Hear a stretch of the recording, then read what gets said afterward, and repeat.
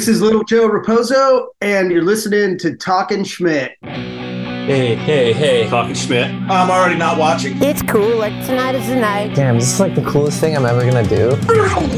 I wouldn't say it was fun. What do you mean? Well, Christian Fletcher's younger brother. Fuck the Dodgers. Big Dog's in. What do you think, Dolan? We on? Schmitty? Talkin Schmit. Alpha macaroni. Most of these guys, their opinion don't matter. Talkin Schmit, right? It's skateboarding. I remember that. Talkin Schmit. What are yuns doing? Holy shit. Skateboarding homies. No, Schmitty, you can't jump in. What is happening? I'm here for Great Clip. Yeah! Gregory. Yes, we are.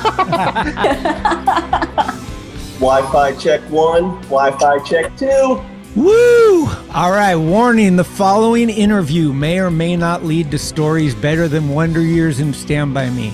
Nick, Chad, Mike Alcantar, Larry, Oscar, Kessler, 650, this one's for you. And it goes like this. I met this dude on a bus ride. I was going to the farm in San Francisco to see a punk show. He's on the bus with skateboard and his friend Mike Alcantar. We're instantly drawn to each other. They tell us about a pool. We tell them about the punk show. Next thing you know, this guy's in RKL. I'm working at Thrasher. So this is going to be the story that goes into all of that. And dude, I don't think I've talked to you for like 15 years. Welcome to the show, Joe Raposo. Thanks a lot, buddy. It's good to see you. It's good to be here. I love your podcast. You are doing a great service to the skateboarding community. So thank you very much. Sharing all the stories with all these legends throughout the years, and it needs to be done. And thanks for doing it. Yeah, I feel like the more times that I have both lost people that were real close to us. And when those things happen, what's the first thing that goes through your mind? Man, I should have. And so my life turned into, I got to fucking record some of this stuff with these special people that I know, because you never know when someone's going to leave. And my memory's not that great. So I want to have it, documented. And so super stoked.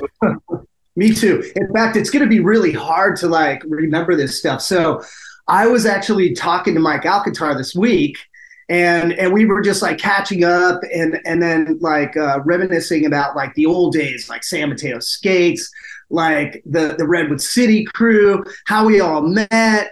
How we got to meeting people in the skateboard scene in San Mateo, learning about the spillway, probably the first skate spot I ever skated that was Same. Any kind of transition, right? Yeah. Even though it was like this, it was still pretty fucking burly, you know? Sure. And cutting your teeth on that spot, really taught you a thing or two about riding hills, riding transition, and then just meeting a whole bunch of really cool people.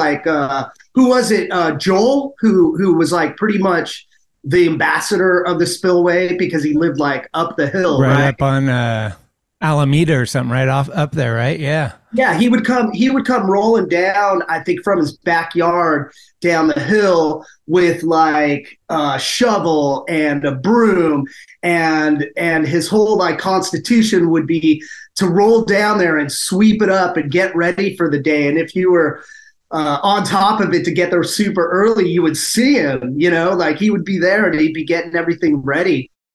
And it's pretty radical, man. And he taught me a lot about skateboarding because at that point, I never rode any kind of transition or anything else like that. I think I probably did some hill riding and stuff. But once you got a piece of the spillway, it was addictive. You had to always go back there. And I would skate from my house in San Mateo, where it was by the 101. I mean, you've been to my house before, right? Remember that? Yeah, for sure. Yeah, and the Sunny Bray. And so it's right by the 101, and I would almost go over Hillsdale, almost go to the top of the 92 and skateboard there almost every day when I was 14 years old, just to skate that place. Yeah, I've told this story before, but when I bought my first board, it was at Go Skate, which was on 41st in San Mateo. And the guy, I don't know if it was Larry or not, I can't remember. I kind of feel like it was Mark, Dale's son. And he said, go to this spot, and he gave us directions, and it was the spillway. And I remember walking in, kind of a timid kid, and there's like older dudes, which I don't know what that means now, because it could have been 3 years, it could have been 10 years, but they were definitely smoking and drinking. And this was kind of new to us, like, whoa. And it was just that cool feeling of, this is a world that like mom and dad don't like, you know, like we're doing something right now that's like our shit. And like, once you started rolling on those trannies and stuff, like you said, it was just like, oh my God, you wanted to go faster. You wanted to get up higher. Then they started building those wooden roll-ins so you could get more speed, come in, and then they'd have like a bank on the other side. I don't know if they ever put a tranny, but I know they had like a taller wall and stuff. And then, man, it just went from there. And years went by before you and I and Mike and the San Mateo guys kind of connected with the Redwood City, and I was from San Carlos. But it was just so, like, the story, there's so many fucking connections that like over time you're just like, oh my God, because here we are back again at Go Skate, which was our local shop.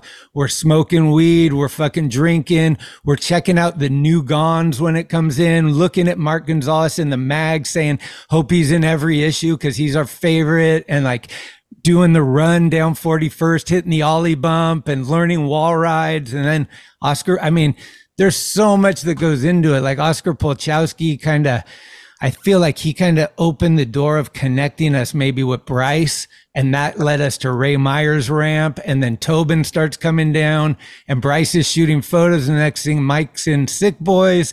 Like, it's just insane. And the crazy part for me is I'm looking at it and I'm like, this is a window that's like this. It was like 85 to 88 or something, like 2 or 3 years, all this stuff happened. Yeah, it was crazy. when we not obviously when we first started skating. I think when I first got my board, it was like maybe 82 or 83. It was like 5th or 6th grade when I got my first board.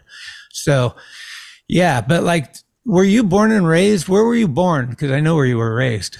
I was born and raised in San Mateo. So the house that that you visited when we were skating together way back in the day. My parents still live there. My parents are still alive, and they still live in the same house in San Mateo. Amazing. And that's where I was born and raised. And I see them about like 2 times a week. I try to go and visit them. I'm now in San Jose. Okay. I've been in San Jose for about 12 years, and as you know, like living in the peninsula, like going to San Jose is like going to LA to skate, sometimes it's like so far away. Going to San Francisco, not so much, we used to go all the time, Fort Miley, the HP ramp, you know what I mean? And the dish up at Hunters Point too, like those were always the first stops because they were like really close, Embarcadero. But like San Jose, it was like one of those places where it was like, kind of hard to get to. But once I moved up here, I realized that it like, has a big, huge skateboarding community. It always has. And it's pretty rad. And the cops don't fuck with you here at all if you're skateboarding. They actually encourage it. So it's awesome. Yeah, it's cool, dude. You can skate anywhere you want in San Jose, and cops will not fuck with you at all. The homeless will, but the cops won't. Yes. Well, but San Mateo, go back to San Mateo. Yeah, that's where I was born and raised, and that's where I started skating. And then I met Mike Alcantar when we were 8 years old. His parents moved in on that same block on Carlisle, and that's when I met him for the first time. And then Dave Ron, who was in RKL and in Lagwagon, was right around the corner on Guilford. He was the first drummer I ever jammed with ever. But we were like 13 years old, and we're still in a band together. Isn't that crazy? It's so crazy. I knew he was from San Mateo, but I didn't know he was that close to you. Did you and Mike get into skateboarding together then? Yes, we did. Yeah. Okay. Wow. My first introduction to skateboarding was my brother.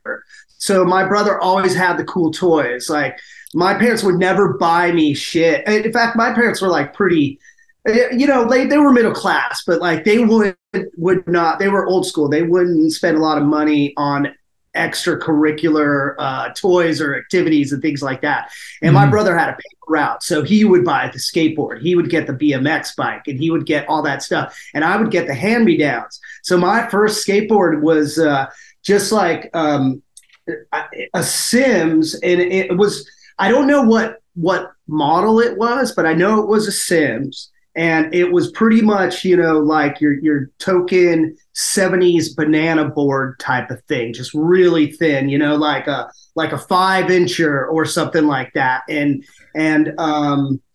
it had Sims wheels on it. I forget what trucks it had, but dude, it was pretty hard to ride. It was really hard to ride. I mean, I fell on so many sidewalk cracks on that thing, you know. But after a while, like my brother got into BMX, he just gave me that skateboard, and so I just rode that thing everywhere. And so that was my first board, and that was my introduction to it. I don't think Mike Alcantar was even skating at that point. Yeah, and then it wasn't until middle school that Mike and I started getting into skateboarding, because I believe that my next skateboard after the Sims was an Alva. It was Alva that I scored from someone around the corner that was just selling it. And that was like my real skateboard, you know? And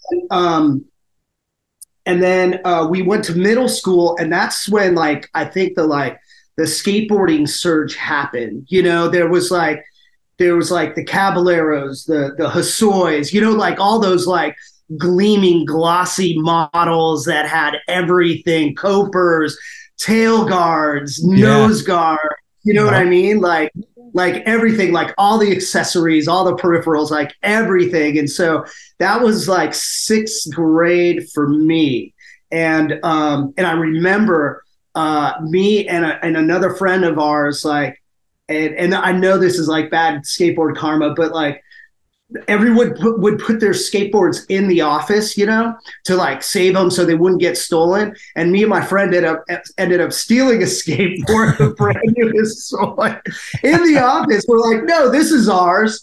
And then we stole the board, and we start disassembling it in the bushes somewhere. And I guess the kid who had the board, he was like crying, and it was like, you know, his special board, dude. It was so sick. It was a brand new Hossois. We were like, that kid doesn't deserve that. We deserve this board. And so we're partying it out for our skateboards, like the wheels and everything else. And we got busted by the shop teacher. Found us. They were looking for us, man. And we got busted by the shop teacher, and then we went to the police the police department, and they basically, you know, called our parents. They didn't book us or anything. I mean, we were young. We were probably about like 12, 13 years old or something. And my parents came and picked me up, and my dad was so fucking pissed at me. He took my Alva that I paid my own money with and fucking smashed it with a sledgehammer in the backyard. I was there. Wow, said, don't ever steal again, or this will happen to you. You know?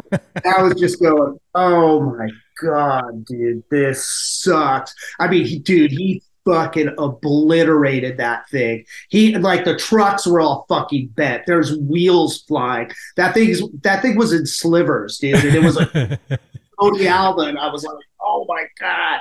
That's cool that he took his rage out on your board, not you, though. Yeah, exactly. So, well, he made me watch too, which was, you know, a little pain. Yeah. It was a little traumatizing, you know. So like the next board that I got, I really appreciated it. And then for my birthday that year, my dad actually bought me a Veriflex Vectra. That I was like, God, this is a piece of shit. But I didn't want to, you know, like tell him, you know, like, hey man, it's cool. Just thanks for buying a new skateboard, you know? Yeah. So. Huh. What middle school did you go to? I went to Burrell. Oh, you Burrell did? And then you went to Aragon or San Mateo? Where'd you? Aragon High School. Okay. And was Burrell the one that we skated, like that had the small handrail and the small water faucet, like Oscar did a wall ride over it, or was that Abbott? That was Abbott. It was? Okay. Because we'd always have to do that. And then Oscar would do those sick, like, dude, Oscar was so fucking such a sick skater. So innovative too. Not as innovative as Pete Colpitts, but like, dude, I remember he would do like these crazy wall rides to Grimes, like up like way high, like 5 feet, you know, and I was like, holy shit, how is he even getting up there? But dude, he would like manhandle, he'd take all his fucking weight. Yeah, he was a big dude, powerhouse. Yeah. Yeah, I remember, I don't know what came first, but Oscar had, I think it was a subscribe ad. It was like a full page ad in the mag, and he's doing a wall ride off a loading dock and grabbing, I think, Slob, its front side. So it's kind of like high to low. And that was actually in San Carlos, like where I grew up, down in the warehouse district. And then probably right around the same time is Mike getting the couch potato ad for Venture, where he's doing a wall ride.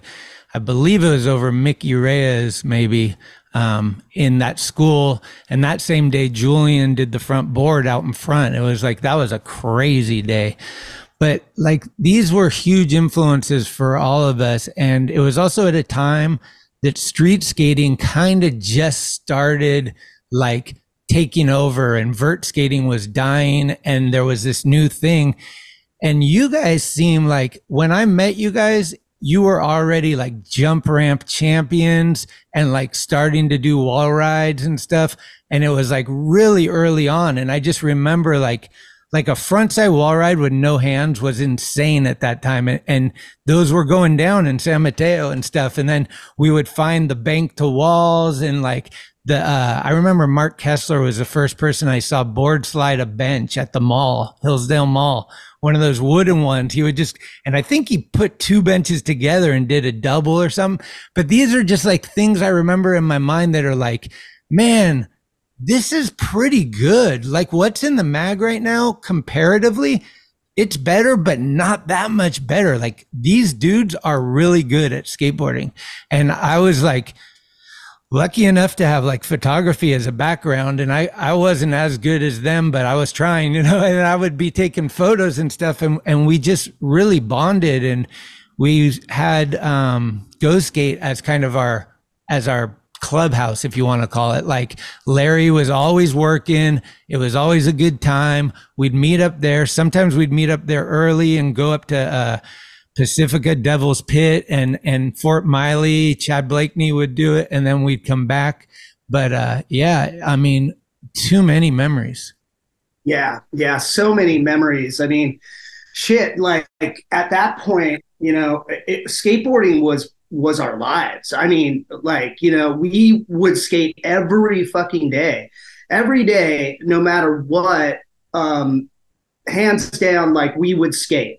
You know, and having Mike just right down the street from me, it would just be like, we wouldn't even plan it. We would know that we were skateboarding. I would go knock on his door, and he'd be like, okay, man, I'm ready. And then we'd skate from San Mateo to Belmont to go skate. I mean, almost Belmont, you know, and then we would start our day there. And it was so cool because, like, you know, a lot of that stuff, like I said, was not planned. Like you would cruise over there, or someone would cruise over there, and they'd be like, well, what do you guys want to do today? Where do you want to skate? And then we just like get in a car and go somewhere, you know. It was so rad. And then until that happened, we were, you know, in the front.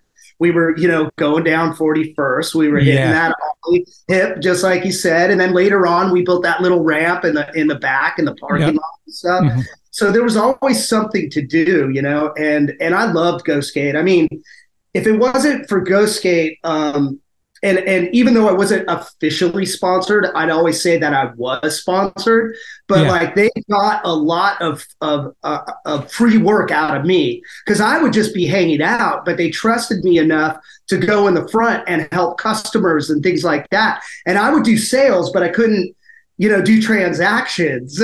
Right. And so Larry would just be back there and he'd be like, Joe, go help these people, you know? And I'd just be like, okay.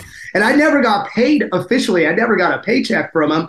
But every once in a while, Larry would be like, thanks for the help, and just hand me the board that I'd want, you know? And exactly, I'd yeah. like, fuck yeah, you know? So Dale, those guys got a lot of free work out of me for hardly no pay. Well, the thing on top of that I just was reminded is that stickers were not charged. Like, we would charge the customer, but we wouldn't ring them up. So sticker money went into this separate pile that was our beer fund for the day. So at the end of the day, we had a pile of sticker money that never got rang up, and we would go get a 12 or however much we had for it. And that was our free beer money. So that was, I mean, we were swindling our whole life. Like, you know, we weren't really rich or anything. So it was like the boards are still the same price, which is so crazy. But like, you know, they were probably 100 for a complete 120 or something like that. But yeah, it was just like super cool. And the influences that were being brought together were kind of like they were just like adding. It was like, we're all into this, but then somebody would bring something new, and then someone would bring something new. And it was just like, it was this big thing we were building together, kind of, you know? And then the thing I was tripping on was like Nick Bancroft, Chad Blakeney, Mark Kessler. Like, what's the order that you start meeting people besides you and Alcantar that lived on the same street? Like, because you guys already had that crew when I met you.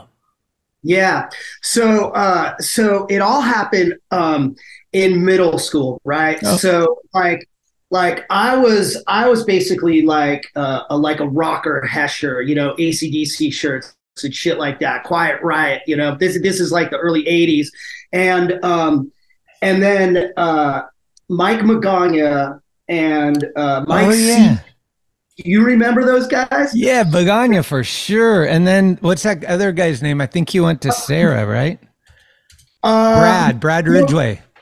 Oh, Brad Ridgway, yeah, and Brad too, yeah, totally. So those guys didn't come in high school, but like Mike Magana and Mike Seabank, like when I was in the 8th grade, those dudes started getting into punk. So they were coming to school in like army jackets, and I remember like Mike Magana had a mohawk. And even though I was like still a Hesher, I had my skateboard, you know, had my Veriflex, and I would take it to school every day. That's how I got to school and back every day. But those guys were skate punks. And I was like, holy fuck, like what is all this shit about, you know? And since they had skateboards, I was like trying to like be friends with them, but they were like, who the fuck are you? You know, like you listen to lame music, blah, blah, blah. And I was just like wanting to, you know, like meet them and see what this whole shit was about. And finally we just became friends. And that's my first introduction into like real skateboarding and real punk rock. Because I would hang out with those guys afterwards, and we'd go to Mike's house and play punk records, and then and look at Thrasher magazines and get high and shit. Yeah. And Mike Magana's house, he had the stack of Thrashers, and he had the weed, you know. And then Mike Seabank had like all the punk records. So we just go smoke weed, look at Thrasher magazines, and listen to punk. And that was like my first introduction. And then so after that, I got Mike, because Mike was skating then too. We started meeting those guys up, and then it was 3 Mikes and a Joe, I guess, right? So that was like the first little skate crew that we had, and then we started going to go skate, and that's when we found the Spillway and everything else like that. So that was the first crew. And it wasn't until I think we went to the Spillway that we like met like Alan Biscard. Oh yeah. And Pete Colpitz, because Alan and Pete were like really, really good friends back in the day. Yeah. And then after that, it was like Alan Biscard, Pete Colpitz, and then we became like a little crew, you know, like that would be like the San Mateo crew. And then we started finding all those like little weird ditches along the 92. CSM. Yeah, the Salamander ditch and the CMN ditch. And Sammy's, right? Was that one? Yeah, Sammy the Salamander. That was Sammy's. But I think that came a little bit later. But like this is like the infancy, like the real beginning. And then when we started going to high school, that actually grew into a bigger crew because we started meeting more people in high school. Exactly, same. And then I think right around high school, or maybe it was sophomore year, that's when we started meeting you guys. That's when we were ditching school and taking the buses to farm shows and San Francisco skate spots and things like that. And then Go Skate became like kind of like a regular hangout at that point too. This all happened between freshman year and sophomore year. Yeah, I remember it vividly that you guys were going to a pool at Cappuccino and you were like, do you know about the pool? And we're like, no, what do you talk about? And you're like, there's a drain pool in this high school. And you guys gave us the info. And I think either one of your numbers or both your numbers. And then, but we were going to a show at the farm. So then later we reconvene. And that, I think, I could be wrong because there was also a pool in San Carlos early on, but I think the Cappuccino one was the first one I ever skated. And that was because you guys gave us the in on that. And yeah, I was going to ask you though, when Begonia and you guys met up, do you remember at all what some of those records were? Like what are your earliest influences, like the punk records that you're listening to that really maybe you still in your mind remember because it was so like, whoa. You know, the funny and ironic thing is that there were those Mystic compilations, in that mix, and there was also RKL on that too. You know what I mean? But it was like the Mystic stuff. It was rap music for rap people. You remember that record? Yeah, for sure. That was like my introduction into, I guess, skate rock too, because Tales of Terror was on there. Yep. There was Flipper, and what else? I mean, there it was obviously your Charged GBH, your Exploited, Bad Brains was in the mix, and Bad Religion too. So these guys were on top of it somehow. They were already in, like, we got this shit. Because those are influential bands to this day, right? Like Bad Brains forever. Like RKL, I always say this story is like in Redwood City, RKL was one of, if not our favorite punk band. And the guys in Redwood City that were playing in their own band, Discontent, if you listen to them, you're listening to somebody that's totally playing RKL songs, but just new songs. They're trying to, at least. I mean, it's really very similar, and it was all just homage because that was the band we loved. They were so unique, like with Jason's vocals and Bomber's drumming, it was just like, what the fuck is this? This is like an explosion of radness. Like, whoa, you're in. And so, yeah, it's interesting that, I don't know, was it 87 that like you actually go to try out? It was 87. I forget what month it was, but yeah, it was definitely in 87. And Dave Cotter. So to elaborate on your point, right? Like, I was actually jamming in a band at that time that sounded like RKL too. Was that Morning Boners? That was Morning Boners was before that time. That was like that. So I think first it was like Morning Boners, then it was like Terminal Oppression, right, with Joe Markey and Dave Cotter was like part of all these bands. And then I think Morning Boner was a conglomeration of Redwood City punk rockers and San Mateo punk rockers, right? Because wasn't it Scott who was in that band? Yeah, I think so. Right? Yeah. And then we formed Terminal Rage with Joe Markey and Sean Yearsy. And then that turned into terminal oppression. And then that turned into wild style. That's when most of us at Aragon, because we skipped so much school and we were skating all the time and shit like that, we had to go to continuation school. And so we went to Peninsula. Or Penn, yeah. Yeah, Penn State, we'd call it. and Penn State had a fucking the pool there too. Yeah. Where the deep end's in the middle. Yeah. Yep. so we would skate like the corners. So we would drop in on one side, right, and go all the way down, come up the other, and then hit the corners, like the little corners on the side. I remember that, but it was gnarly. Like I think it was I don't know, fiberglass or something. Like you would inhale all this gnarliness. Cappuccino was also fiberglass too. If you remember. Yeah.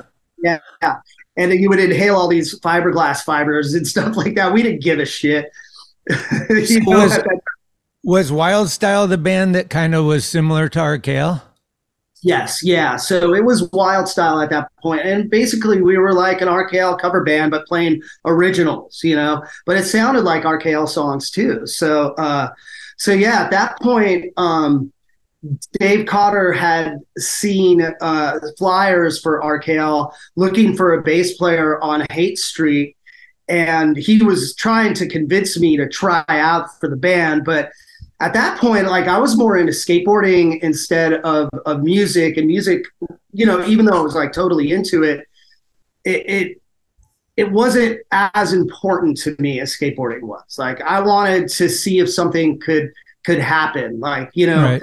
Because we were devoting our whole time into it. I wanted to see, Mike at that point, I believe was already sponsored by Venture, and I felt like, if I just just practice even more, maybe I'm not too far behind, Kessler was sponsored by Vision, I think. Like, they would send him stuff anyway, like some of our dudes. And then we met Oscar and he was on SMA, and then we're like skating with the city guys, and like, it's just like, this could happen. And yeah, I think like if you stayed 100%, but that's kind of one of the things I always wondered about you is you were probably as good of a skater at that time as you were a bassist.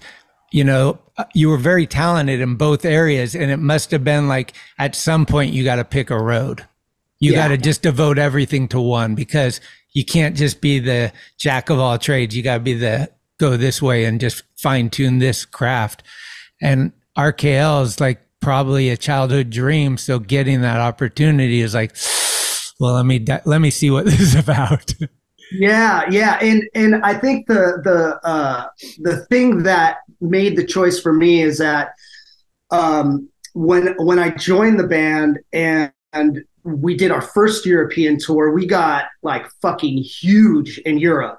Like we ate shit for 3 months or I think it was like 2 months in Europe, but we gained like this huge following. So when we came back the next year in like 88, no, it was 88 that we toured. At 89, dude, our shows, like, we were playing squats in front of like 150 people at first, and then when we came back, we were like selling out places that were like 800 to 1,000 people. And this is like fucking like 89, And I remember before the 89 tour, I had been skating back behind Go Skate, and I had fractured one of my fingers on my left hand.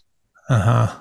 And I was like, and this was right before the tour, and I'm like, fuck, what the fuck am I going to do? So I went to the doctor, and the doctor's like, well, it's a hairline fracture, but you're going to have to splint it.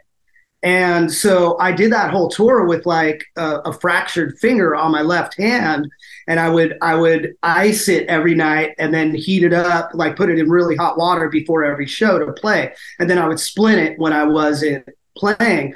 So at that point, I was like, if this is getting dangerous for my music career, I need to, like, kind of find a happy medium. Okay. So I still skateboarded, but like, I still have this rule where I won't skate like maybe a couple of months before I go out on the road, or when I'm out on the road, I won't skate. Just because, I mean, there's so much involved. There's like, especially with big tours and Lagwagon, you know, it's like, I don't want those other guys not to make any money because I decided to go out and skateboard and hurt myself and not be able to finish the tour. Right. That makes sense. We got to talk about this tryout. Like, we go to the city. I drove you up. I don't know if it was the first one or the second one. I think you had two, right? Well, I had multiple like auditions per se. And Dave kind of, like, to continue my story from earlier on, like, so Dave's like, you need to try out for this band. I was like, no, I just want to skateboard. That's what I want to do with my life. And then he goes and sets up an audition without telling me and picks me up one day and says, we're going to the city. Oh, I didn't know that. Yeah. And he's like, bring your bass. So on our way there, I'm like, what are we going to do? Blah, blah, blah. And he's like, dude, I got to tell you this. I set up an audition for you, and we're going to Marin. And that's where Bomber's mom lived at that time. And that's where the audition was. And so he's like, you're auditioning for RKL. And I was like, what the fuck? I'm like, you dick. Like, this sucks. I'm not even ready, you know? And then by the time we drove from San Mateo to Marin, I kind of accepted it. I'm like, well, fuck, at least, like, we'll get to meet some of our heroes, you know? And like, you know, meet these guys and see, you know, like, what the fuck's up, and get to ask them like a whole bunch of questions and things like that. It was like, you know, meeting some like legends or your heroes or something like that. Yeah.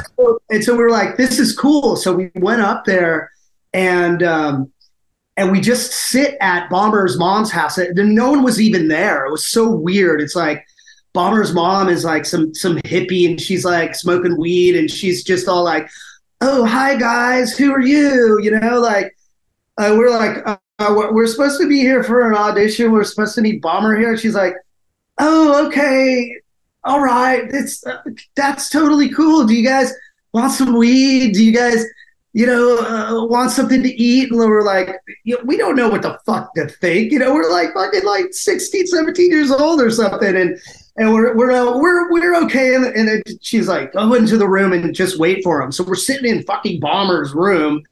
No one's there. We're just like looking around at flyers. And we don't know what to do with ourselves, right? We're just kind of like, what the fuck is going on right now?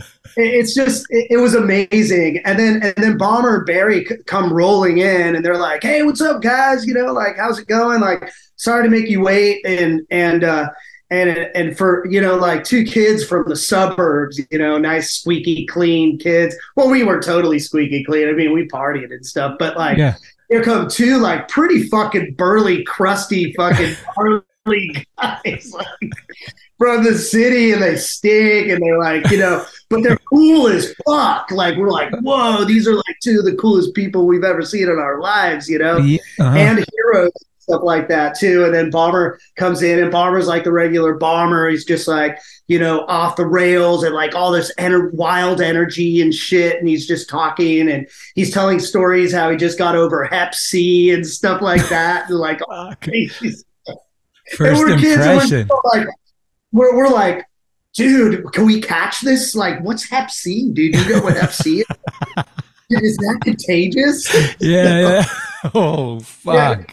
Yeah, it was gnarly. And what's crazy about it is that they didn't have any amps or anything like that. Like, they didn't even like really they weren't prepared for this audition, put it that way. It was like they just kind of wanted to meet who it was and just rap about, like, you know, what are your influences, like, you know, like, what do you like to play, blah blah blah. And at that point, Dave and I had like a rehearsal recording of Wild Style. So we put it in the tape player, we kind of show them, and it's like, you know, kind of like RKL Keep Laughing and, you know, It's a Beautiful Feeling type of stuff off the EPs and stuff. Mm-hmm. And they're like, oh, this is pretty cool stuff, you know? And then they're like, here, I want you to listen to this. And they had a fucking tape of the rough mixes of Rock and Roll Nightmare. Which was just mind fucking melting when people first heard it. Dude, I mean, like that whole sound, I mean, because you know music, and then the listeners who know that album too, it's like, that was like leaps and bounds from what was happening in Southern California punk rock, it's just anything to what can happen, it's just like progressive punk now, and Dave and I listened to it, and being music geeks, we were just like, holy fuck, what the fuck is this, right? And they're like, yeah, you seem to be pretty cool. Here, take the tape and see if you can learn any of this stuff. And then I'll give you a call. And then we'll set up an audition in the city. And that's when you came in for the second audition, and you drove me up in the orange van. The VW bus, yeah. VW bus. Yeah, it was a Westphalia, right? Wasn't it? Yeah, pop top. Yeah. Pop top. That was a sweet ride. So yeah, you drove me up to the city for that practice or audition or whatever. And it was Barry and Bomber again. Chris wasn't around, I don't think. Chris was around, but Chris wasn't a part of that whole like audition thing. That's what I mean. Yeah, so I think that Bomber and Barry were living together at that time, and Dan Seitz. So Dan Seitz was living with Bomber and Barry at that flat. What was it? It was by the Panhandle, right? Like on Fell or Oak. It was on Fell. Yeah, yep. It was right across the street from the Panhandle on Fell. Yeah, and so that was my second audition, which was basically kind of my first audition. And Bomber started teaching me the songs at that point. So what was the song that you went in there later to be that was recognized as the first one that you kind of tried to like emulate? Like you just went home and listened to the tape and tried to learn it by listening, right? Like there was no instruction. It was just like, listen to this and try to play along. Yeah. And I couldn't get any, like my bass skills weren't at the point. My ear was there, but not as tuned as it is now. Now I can listen to stuff and figure it out pretty easily. Like I could jam along with whatever's on the radio or whatever. But back then, and it was like progressive. Like my skill level wasn't there. It was like I was pretty good, but I wasn't good enough at that point to learn those riffs and everything. I listened to it, but I was like, I couldn't learn anything. I tried to, but so I couldn't pick it apart. I couldn't learn anything. So when I went to the second audition, I was a little nervous. I was like, hey, I listened to it, but I couldn't figure it out, and Bomber was like, that's okay. I'll teach you. And if you can get this stuff, he's like, then you got a good shot, of being in the band. And I'm like, okay, well, fuck it. Let's just try to learn it, And the first song that he taught me was Hangover. Okay. So that bass, and I think we worked on that riff for like maybe 20 to 30 minutes. And then after I got it, he taught me the arrangement. And by the end of the day, I think it was like about 2 hours, I had learned that song. And he was like, dude, you did a good job. Like a lot of people can't get this stuff. They don't understand it or whatever. And he's like, you did pretty good. He's like, when can you get together again and learn some other songs?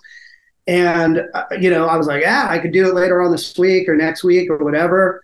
And then the next song was fucking blocked out. So he put me to the test. I mean, he was like pushing me. He's like, okay, he got Hangover. Now let's see if he could get blocked out. Do you think in retrospect he was thinking, because I don't know, I mean, obviously I'm not a bassist, but to me, Blocked Out might be the hardest song on the album to play for bass. It's just the most like there's leads and crazy quick shit. Do you think maybe he was like, if he can get the hardest thing, and I don't know if it was the hardest, but to me it seems like it was, maybe the mentality is like, if he can play this, he can play everything else. Yeah. Yeah. And I think that's what he was doing. He's like, he put me to the test. He's like, if he can, learn these riffs and actually play them pretty decently, let's really put them to the test, have them learn blocked out, and then the rest of the fucking songs are a cakewalk. And it was true. And it took me a little longer to get blocked out. I mean, that song's fucking like 5 minutes long anyways or something, which is unheard of for a punk rock song. It's like a punk rock like opus, and it's like Queen punk rock. Right. And later on, which is funny, is like we started adding parts to it. Like on the live record, we added an intro to an intro to an intro to an intro before the song even fucking starts. It's like we kept on adding onto it, which is unbelievable. But yeah, I got that. And then I think the next one was a tribute to the Jester. And after that, it was like, yeah, dude, you got these songs and you're in the band if you want to be in the band. And then the next show, or the first show I ever played with them, was like a day at the farm, in front of like 1,000 people. So it was insane. Yeah. That all happened within like short. A month and a half. Yeah. Holy shit, dude. That's crazy. And like, so the really cool thing too is that, like you said, that album Rock and Roll Nightmare wasn't even out yet. So when it came out, you didn't really write like the songs. Bomber probably wrote most of the stuff, but you were with the band as it's being introduced as, I mean, arguably one of the most influential albums and just like important albums of punk rock history. Like a lot of these, like, more, they blew up bands, like even NoFX, but like a lot of bands use that as like, we wouldn't be the same without that record. Yeah. And Fat Mike says it all the time. He's like, the two most influential bands to NoFX, I believe he says, well, three. I think it's like Operation Ivy, Bad Religion, and RKL, But RKL definitely, because NoFX just wanted to sound like RKL. I think Lagwagon too in the beginning as well, before Joey started writing a lot of the songs. It was like Derek Plord and why am I drawing a blank? Sean Dewey. Writing most of the songs, and those guys were heavily influenced by RKL too. So like the first two Lagwagon records are very riffy and kind of metally and stuff like that too. In fact, Derek Plord had bought Bomber's iconic white Ludwig kit. Yeah. So yeah, man, like it was a trip, being a part of that scene, being a part of that album. And being recognized as like, I mean, I wasn't the first bass player of RKL, but I'm like the most tenured. So it could be like argued that I'm like kind of the original bass player, but not officially the original bass player. You know what I mean? Right. Well, what was the first show like? Where are you on the stage? Are you like Caballero behind the amp hiding, or like are you in your full jump mode yet? Or are you in between? Like what's your stage performance? Oh, dude, fully like because of skateboarding, you know what I mean? Like to me, like performing live, because I never really got to perform in front of a crowd. That was like the first real crowd. I mean, I've performed in crowds before, but the only show that one of my bands ever played was finals week at Aragon High School with Terminal Rage, and that was in front of, probably about like 100 kids. And then it just got shut down because it turned into a food fight. Someone threw an apple at Joe Markey, and then Joe Markey took a bite of it and threw it back. And at that point, it just like a full food fight just ensued. And they shut it down after 3 songs. So that was the first show I'd ever played.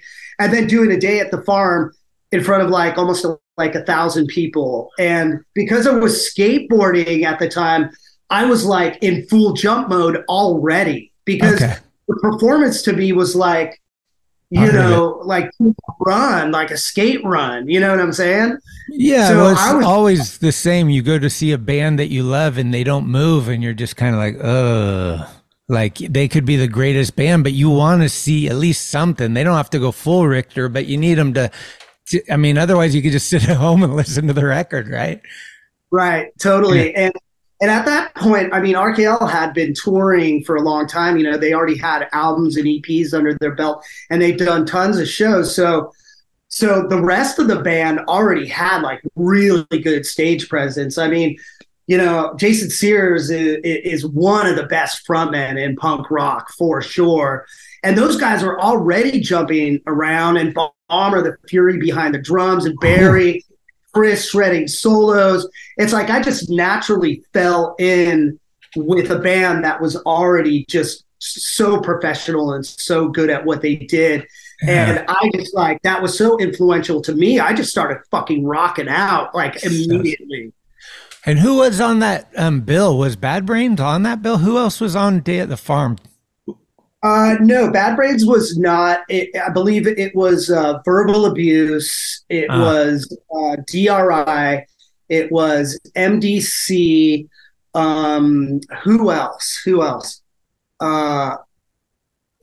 I know there was probably about 3 or 4 other bands, but all the bands, like, I think there's like video of it on YouTube that you can look up. Oh, okay. Yeah. I mean, the Farm for us, like, we went to On Broadway and the Mabuhay Gardens, and even the Stone had some punk shows, but the Farm, I didn't go to anywhere more than the Farm. My first punk show was at the Varsity in Palo Alto. And then we started hearing about San Francisco, and we started taking the bus up, and it would drop you off right at the Farm. So it was like, it gets on the freeway, and the first exit off the freeway is the Farm. So it was pretty safe for young kids at that time. It felt like, anyway. But yeah, I just remember, I always say this, I think DRI and Verbal Abuse played every Friday at the Farm when they were in town. It was like them and then 4 other bands or something. It was just like fucking nuts. Did you ever go to the vats where like they kind of lived or practiced for a while? Those beer vats where a lot of punk bands were at? No, I never. That was before my time. And those guys had moved out of the vats and moved into like real flats in the city at that point. But I heard stories about it, and it seems legendary. It's really legendary. And I heard stories about it, you know, like where people would actually rehearse in there, like bands would rehearse in there. And they would have it like pretty much kind of like a setup, but people were also like living in there too. And I think it was when those guys first moved to San Francisco, they had nowhere else to live. So they heard about the vats and they stayed there for, I think a little while, but not too long, for about a week or something like that. Yeah. When I talked to Chris, we did an interview a while back, and it kind of felt like I don't want to speak for him, but I kind of feel like he didn't really like San Francisco that much, as far as like he grew up in Santa Barbara and this place was cold.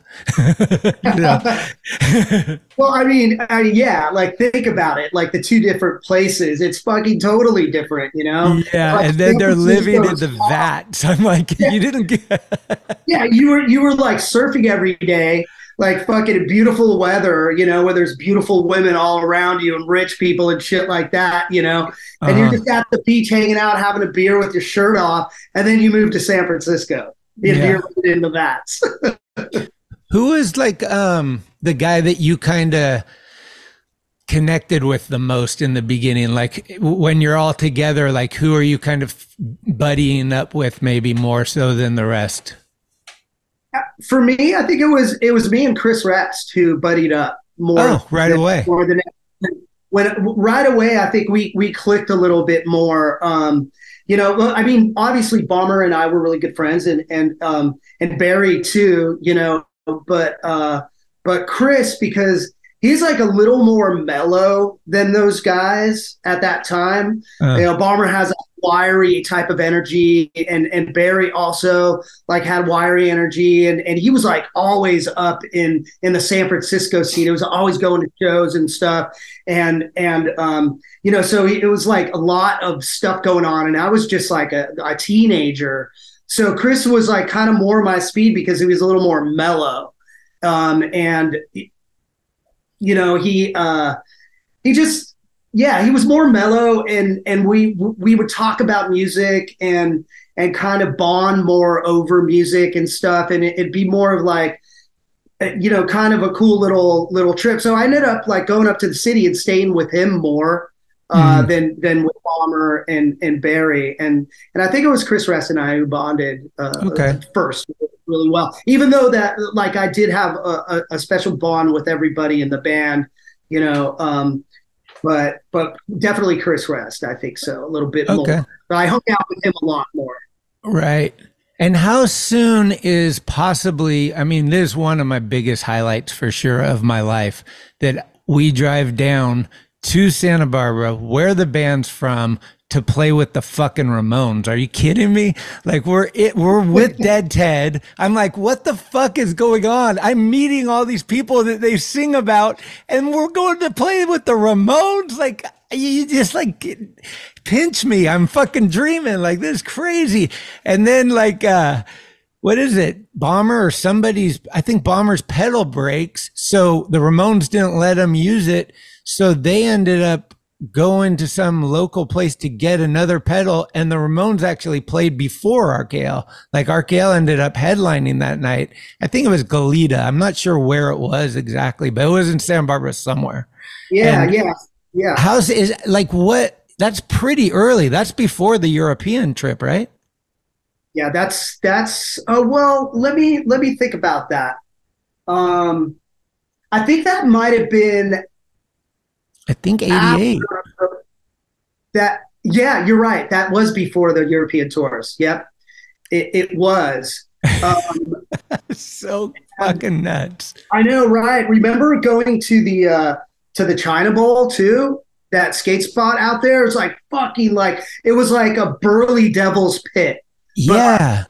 Was that in Montecito? Where was that? I was trying to tell somebody about that. Yeah, it was, I think it was still in Santa Barbara, but it was like kind of going up the hills a little bit. Yeah, but it was real tall walls. Really tall walls and really like kind of rocky and abrasive too. So if you fell, you would get fucked up. Like really, really bad. It was like Devil's Pit in Pacifica, Yeah. Like that place fuck you up if you fell. Like, yeah, it was pretty bad. But yeah, the Casa de la Raza was in Santa Barbara. It was before our first year European tour, I believe. And it was a hi-hat clutch, actually, that Bomber couldn't find, didn't have, or whatever. And we asked the Ramones if we can borrow one. But they didn't want us to because, they only had one, and they're like, well, if you guys break it, then we can't go on, and this is our show. And so our crew, which basically our crew was just a whole bunch of friends drinking backstage, got into a fight with their crew. So there was a fucking fight going on back there, and they were like at blows with one another, and the security had to fucking come and break it up. And we almost didn't play. We almost did not play. And then is it a fact that the Ramones went on before us?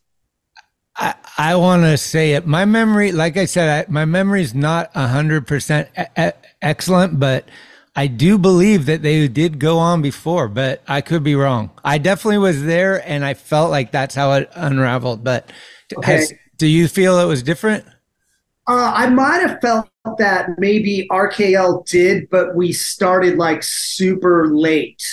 And we only got to play like a half an hour. But like you, man, my memory is a little bad because, I mean, when the whole thing was going on, I thought we weren't going to play. So I ended up like just going and hanging out with a bunch of friends, and just drinking. And so I wasn't even like really involved until someone came and found me and said, dude, we're going on. And it's like, okay, shit. And then it's like running to the stage to play. Yeah. But from what I remember, that we found it. I think I know what was going on. What was going on was that the Ramones were going to go on, and because we couldn't find a hi-hat clutch, they were preparing for the Ramones to go on, and then they had to tell the crowd that RKL wasn't playing. And so the crowd like started booing and getting really restless and almost like kind of incited a fucking riot because RKL didn't play, because that was our town. Yeah. And then the Ramones were like kind of getting a little worried about it. And they're like, oh shit, like this is kind of crazy. Is it that we might have to cancel the show?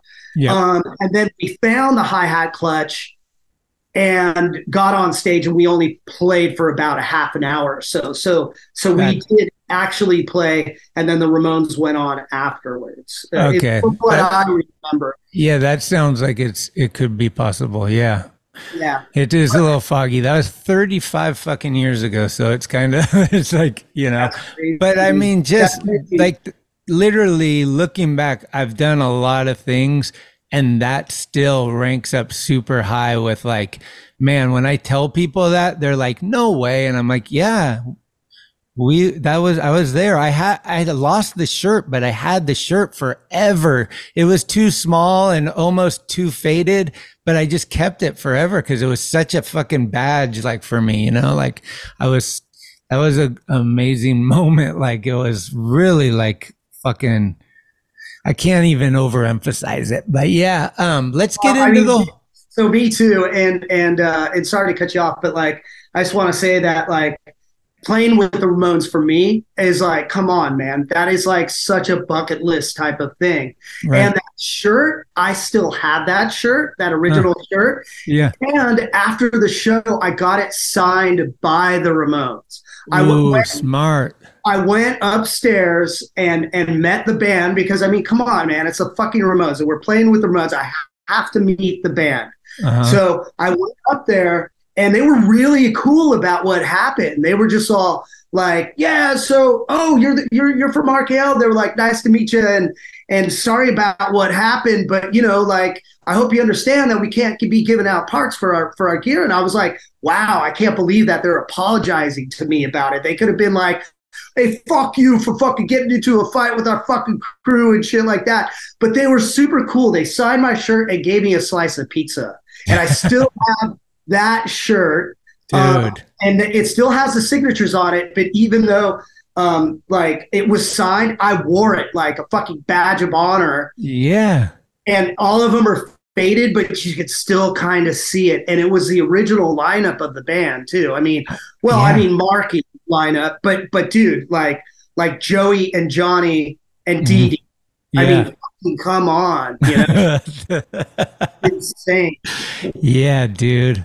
Well, let's get into it. So that changes your life. I mean, that's where you are now, is like you took this road and the road has gone to where you are. You're in Lagwagon now. And you've done some side projects, and I never got to see, was it King City? I wanted to see that because that was kind of a different vibe, but you guys would play locally too. But talk about that first European trip, because I don't know if you'd been out of the country yet, but rumor had it that your parents had to sign over like a document or something that said Barry was your legal guardian for the trip or something like that. Yeah. So my parents weren't going to let me go. I mean, obviously, fucking, you know, like imagine you having a kid who's 17 years old and he's going like on tour in Europe, in another fucking country. Things are different though in those days, you know. It's like you just can't fucking call somebody. If something happens, like you find out like a month later, oh, by the way, your kid died in Europe, you know, in fucking Yugoslavia or something, right? Like, you know, and real quick, because while I'm thinking about this, your parents are Portuguese pretty like significantly. I don't know if 100%, but the 100%. Question I have is, did you have to explain what Rich Kids on LSD means? Did they know what that was? Because your parents are like, oh yeah, my kid's going to Europe with this band called Rich Kids on LSD. It's pretty gnarly. So my parents are fucking old school as fuck. I mean, they grew up in the Azore Islands in San Miguel, 100% Portuguese. I mean, even more so like being island monkeys, like in fucking San Miguel in the Azores, right? So they're more old school than even old school, right? You know, they grew up poor. They had nothing. I mean, my mom never went to school because she had to work. You know, that's like how gnarly it was. So they didn't understand the whole LSD thing. I mean, their whole thing that they thought was hard drugs was like smoking weed or something, you know? So they didn't understand it. So thank God they didn't understand it. You know what I mean? Because if they did, or someone explained it to them, which they didn't heard to know about or whatever, they'd be like, what the fuck? No fucking way. In fact, you're out of this band right now. You need to quit. You're hanging out with these guys. But yeah, well, they met the whole band. When I first joined, they like really wanted to meet these people that I was hanging out with all the time. You know, so they met the whole band, and the whole band was like absolutely lovely to my parents. And my parents thought they were great dudes and really nice, and they were really good guys, you know. And so they were okay with me hanging out with these guys. So it was like, if you're going to Europe with this group of gentlemen, kids, then that's okay. But it wasn't okay. Like they were like, no, you're not going. There's no way we're going to let you go. And it wasn't until I talked to the high school principal, Doc, at Peninsula High, that they even like kind of gave me like any kind of thought into letting me go. So what I did was I went to my high school principal and I said, look, Doc, I have this opportunity to tour with this band and go to Europe, and we're going to be there for 2 months. I'm going to have to come back to high school for another year and go on the 5-year plan. But my parents, they're hesitant on you know, letting me go. They're saying they don't want me to go. And he was so fucking cool. He had said, look, this is an awesome opportunity for you. I think you should go. You're going to learn way more there than you're ever going to learn at school. He's like, this is a high school for misfits, you know, and these guys never get any kind of opportunity like this. He's like, this is something that you're going to remember for the rest of your life. You're going to go out. You're going to go to Europe. You're going to see the world. He's like, you need to go. This is something that you need to do. And you always have a home here to come back to when you get back. And he's like, I'll talk to your parents. He fucking called my parents and talked to them for an hour and convinced them to let me go. Oh, damn, that rules. Wow. Yeah.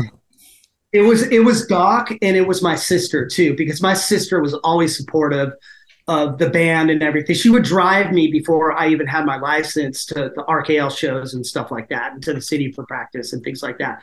Right. So she was really supportive too. And obviously my brother was supportive too, because he was playing music. My brother played guitar and he played in like rock bands and things like that.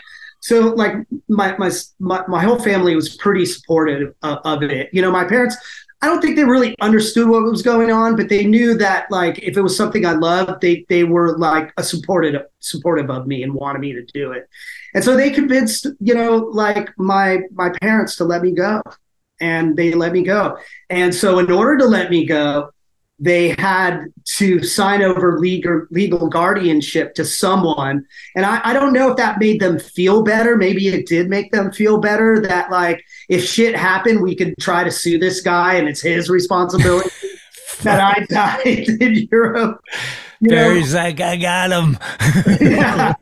And kudos to Barry for doing that too, because like, I think it was the oldest guy in the band. And the rest of the band figured, well, if he's older, then maybe that will make more sense. You know what I mean? He's like over 18 and he's you know, like of drinking age. I think it was like 21 back then, maybe 20, 21.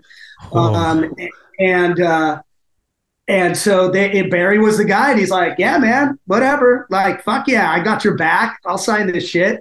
Yeah. And he got it signed, and dude, we went to Europe. Yeah. Insane. Hey, do you mind? I got to take a real quick piss break. Yeah, no problem. I'll do one too. Okay. Hey guys, I wanted to let you all know about Magic Mind, a once-a-day shot that can go along with your coffee to increase your focus dramatically, reduce stress, and give you added energy. I just started taking this to see if it'll help me with daily work focus and improve my sleep patterns. Who knows, it might even get me to start yet another podcast. I got myself a case and have started my daily intake, and after a few days, I've noticed that I wake up not needing coffee as much, and my energy levels have been less up and down throughout the day. I shared some with my right-hand man at work, and I have a couple friends that have started taking it so we can all be on this journey together. Starting in January, you will find it in all Sprouts Farmers Market stores across the country. If you have a Sprouts store nearby, get down there and grab a few bottles to try. After you're hooked, you can get a subscription with up to 50% off with my code SCHMIT20. That's SCHMIT 20. You also can go to magicmind.com/Schmidt if you don't have a Sprouts nearby you. And again, use my code SCHMIT20. It's Christmas time, and Magic Mind is a great gift idea as well. If nothing else, your purchases will keep these guys supporting our show, so why not try a case with our promo and see for yourself if it works. That's magicmind.com/Schmidt, and the code is Schmidt20. Start your journey today. Okay, so speaking of the first tour in Europe, and I don't know if Zoom is going to translate these really well, but I dug up some pictures from that tour, and at that point, like, I didn't really give a fuck. I would skateboard all over the place, and I hit up so many spots. I mean, we lived in Berlin and Amsterdam for probably like, you know, a couple of weeks at a time during that tour because it was so long. We had like a lull in between shows. I skated all over Amsterdam. Hit up all spots. I met local skateboarders that took me to spots. And did you hit the Eiffel Tower banks? I did. So sick. Yeah, and I have pictures of that too. Dude, I mean, that's got to be still to this day one of the biggest highlights. That's really special for you, that trip, right? Oh, absolutely, man. I mean, you know, Doc wasn't wrong. My high school principal wasn't wrong. Like, if that was the only like tour that I ever did in my whole life, I'd be perfectly fine with it. Like, I could move on in my life, have kids, a wife, a home, and all that, and be able to remember that. And that would be like the highlight of my life. You know, fortunately for me, it continued, you know, but yeah, it was absolutely amazing. And let me see if I can find some pictures from, let's see. I remember when you came back, you were like so jazzed. I think you guys did you write Rumors on that trip? We did, yeah. Okay. So that was the first song that you wrote, that the band wrote with you, maybe, yeah? Yes, yeah. It was recorded on the live album.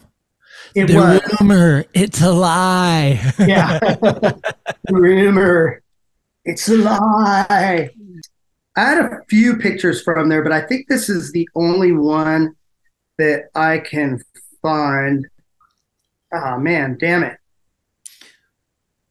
Yeah, this one was at the Eiffel Tower banks.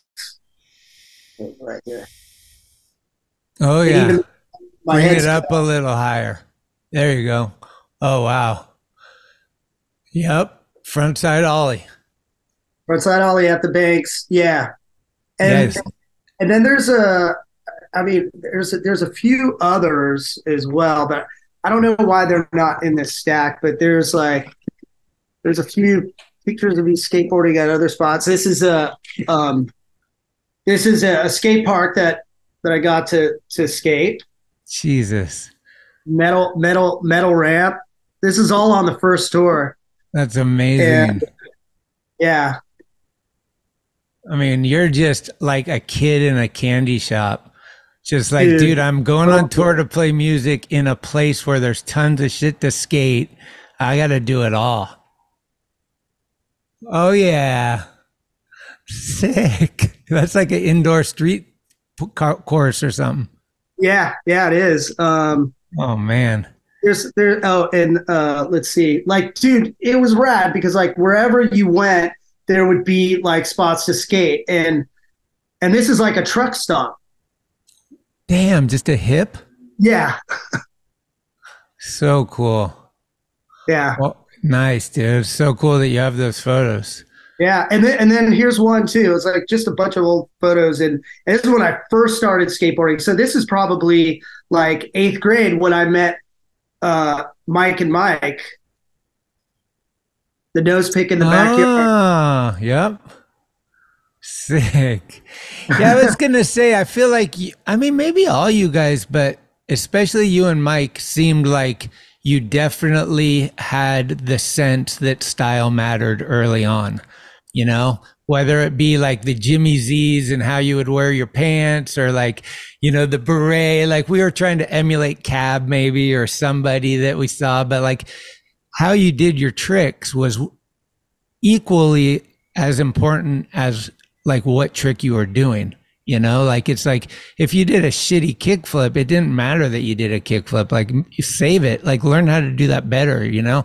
And you guys, what you did, you would do. Like I remember Oscar teaching me Smith grinds, and it was like just the arms and everything and the leg and all the weight in the legs. And like in the instruction, it wasn't really how to do the Smith grind. It was more like how your body should look while you're doing the Smith grind.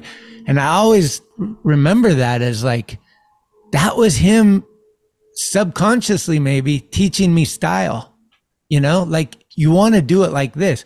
Cause Oscar did some of the best Smith grinds we ever saw. I mean, he was a powerhouse. So he would just be like, and you'd be like, yeah. Oh, dude, when Oscar did tricks, the whole ramp would move. I mean, you heard the ground like break, and you felt it shake when he did shit. Like it was gnarly. He definitely pulled his weight around and made it work into his favor. And everything was just so burly too. Like just the sounds, the experience of it, you know, it was just all over the place. He was such a great skater, man. A lot of fucking really great skaters. And Pete, dude, come on, man. Pete, yeah. Colpitz is the guy. I still talk to Pete a bunch. Like he'll check in from time to time. He does PG&E, and he'll swing by my neighborhood sometimes, or by the plant. What was tell him I said hi, man, and to reach out, because I miss that guy a lot. We used to hang out a lot back in the day and play music. He used to take me to places to play music. We used to go to like Buena Vista Pool to skate and stuff like that. Oh, he also had a VW bus too, right? Didn't he? Maybe. I can't remember. Okay. So, yeah, he might have. I just found this in the pile. Buena Vista Pool. Oh, sick. Yep. Oh, yeah. So I think I have a photo from that too. I'll have to dig through my photos, but I definitely have photos of you and Mike and Oscar and the guys like at different spots, like back in that era, that are really neat. You know, I think we went to a contest in LA somewhere, like I forget where, but it was like a 3 or 4 day little trip to the weekend where we just piled in the van and went down there and stuff. Remember that? That's when we all participated in an amateur contest for the NSA. Yep. And I want to say it was in Del Mar. It might have been. I can't remember. It was like by the beach somewhere, and we went down to San Diego. I think we went as far as San Diego. I think it was at the same place where they had the pro contest where Gons and Nodis did. There was like a wall around it, and they did like a nose pick early on from a. I can't remember. I wanted to say Long Beach or Huntington Beach. I know it was like near the coast, I think. It was near the coast. I think you may be right. I think it was probably, it was probably Long Beach or maybe Huntington Beach. Yeah, I think it was Huntington Beach. It could have been. Yeah, I can't remember super clearly, but yeah, like, so what was the tour like? You said like the first show is kind of like an indication this is going to go well. Or did the crowd grow as it went on? Because you said in Europe, like, dude, we're big over there, a lot different than here. Like a lot of people were into it. Well, it didn't first start out like that, right? Oh, we okay. had to build our following. So the first year we went out, it was pretty gnarly. I mean, we thought that we were going to have to fly home like almost immediately, because at the beginning of the tour, we were playing squats, like unorganized, like fucking decrepit buildings that punks are just occupying. You know, that like they're like, oh yeah, come over here, we'll show you the music room, and you walk into like this fucking basement and it's leaking water and shit on stage. Oh my God. It's all like, I mean, it's like a basement in this old huge building, you know, and I mean, you could see the sparks flying off the fucking electrical outlets and stuff. We're like, what the fuck?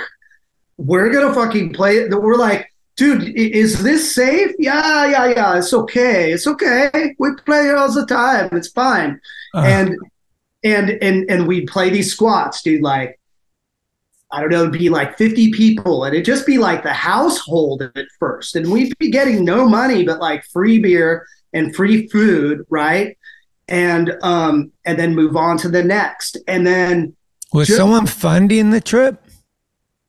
It was Dave Pollock from Destiny. I mean, Destiny now. I don't think Destiny exists. Oh yeah, Destiny did exist back then as a record label. He put out his own band and a few other bands out, but he was the one responsible for getting a lot of other bands out there at that time, because not a lot of punk rock bands were touring Europe at that time. I mean, there were punk rock bands there. RKL wasn't the first. RKL was probably among the first California bands, but there were like, you know, bands like DOA, the Dead Kennedys, MDC, bands like that coming out, you know, and obviously all the English punk rock bands, so close to the proximity, but there weren't a lot, right?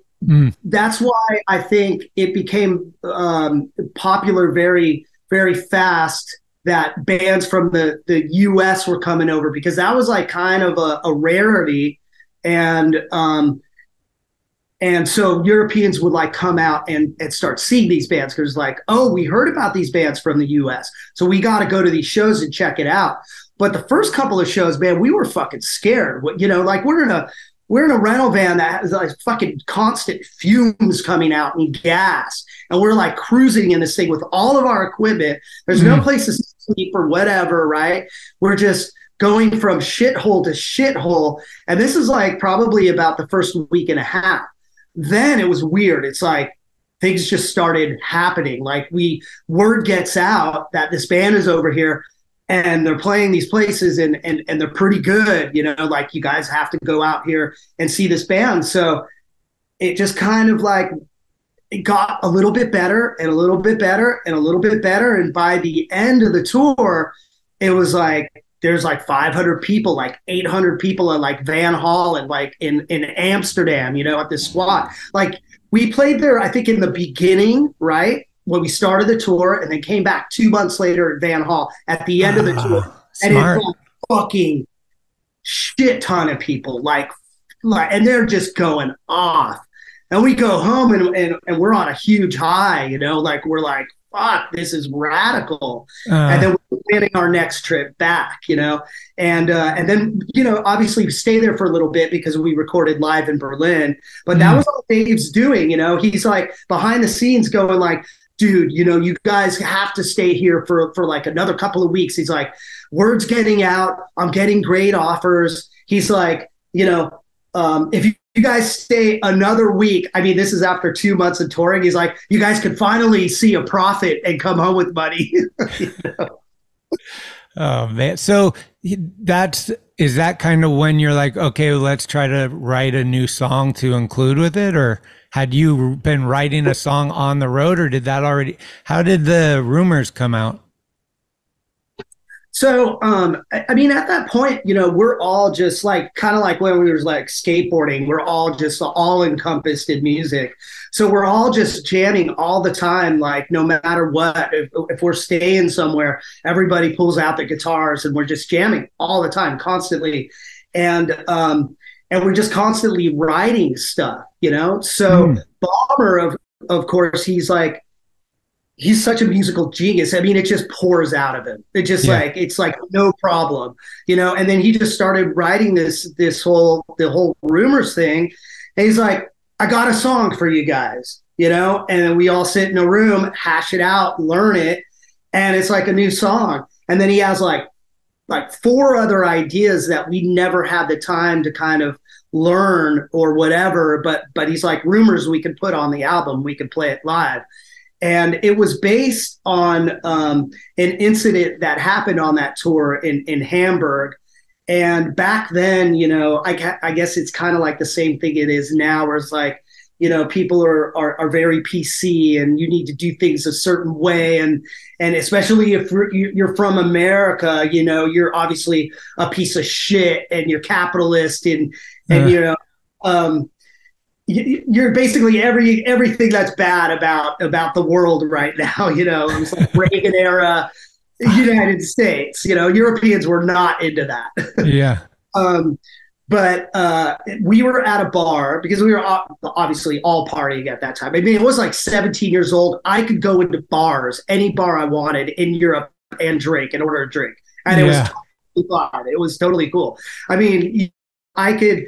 If I wanted to, I could go down in the red light district, and just partake in debauchery. You know what I mean? At 17, it was insane. So we were partying a lot, and we were in Hamburg, and we were just partying at a bar, and these women came up to us, and they're like, yeah, you know what, like hanging out with us and stuff like that. And they're like, will you buy us a bottle of champagne? And so we ordered champagne, and then suddenly it becomes like a mob thing, like where there's shit going down in this bar, or we're in the wrong fucking place. And they're like, oh yeah, this bottle of champagne actually costs you 300 Deutschmarks. You need to pay up right now. We're like, dude, we don't have that. Like, it's only supposed to cost like, 10 Deutschmarks. And they're like, well, you got to pay up, man, or else we're going to kick your ass. We're going to break your leg. We're not going to let you out of here. And so there was a whole ordeal that went on. We finally got like I think the 300 Deutschmarks from Jason's dad. He had to like wire it, but we were all stuck there, dude. And there was nothing we could do. We were being strong armed by like all these like crazy like German mob guys. And so the word got out in the punk rock community. And then it just like the rumor, the story just turned into like, oh, they're out in this bar, like getting a bunch of hookers and spending a whole bunch of money on booze and shit. They're just like fucking womanizing, drug using American scum. Fuck. And so we wrote the lyrics of Rumors as like, hey man, this is what happened, and your rumor, it's a lie. That's why Jason says that. Oh, by the way, the rumor is a lie. So what kind of shape was Jason in on that trip? Was he just wasted the whole time, or was there in and out of it, or like? The first tour wasn't that bad. I mean, I know that Bomber and Jason were dabbling in something that was a little harder than the normal smoking weed, popping a couple of tabs of acid and drinking beer all the time, There were a couple of times where they would just like disappear and not come back for like a long time, and obviously fucked up. But I wouldn't really notice because that wasn't on my radar so much, but I noticed that the other guys did. But they weren't bad. I mean, not bad enough at that point to like ruin a tour or a good time or anything else. So that tour, we rocked out pretty heavily and had tons of energy. And we all had a lot of fun. So the drugs wasn't really becoming a big, huge problem in the band at that point. That could have been the best tour you went on with the whole band, because later the band breaks up, people are dying and stuff, and then drugs are more evident and stuff. Like, Do you feel like that was kind of one of your, like looking back, like that was the one where you kind of had the best representation of everyone? I think it was the first one and the second one cumulatively, because I mean, we kept on rolling in that era and we were pushing out stuff. I mean, it was like Rock and Roll Nightmare. It was a pretty short amount of time because I think Rock and Roll Nightmare came out, what, like 87, right? We do the tour in 88. And then in like early 89, like we come out with Live in Berlin, which is like a more polished Rock and Roll Nightmare with a great band, lots of energy, and like really just shredding the old stuff too, and introducing new music. So it was like when we come out with Greatest Hits and we go back to Europe, it's like our shows are like fucking huge now. You know, I mean, not huge, but like by those days standards, you know, an American band going to Europe and then like selling out like an 800 seater or something like that. It's like, it's phenomenal, you know?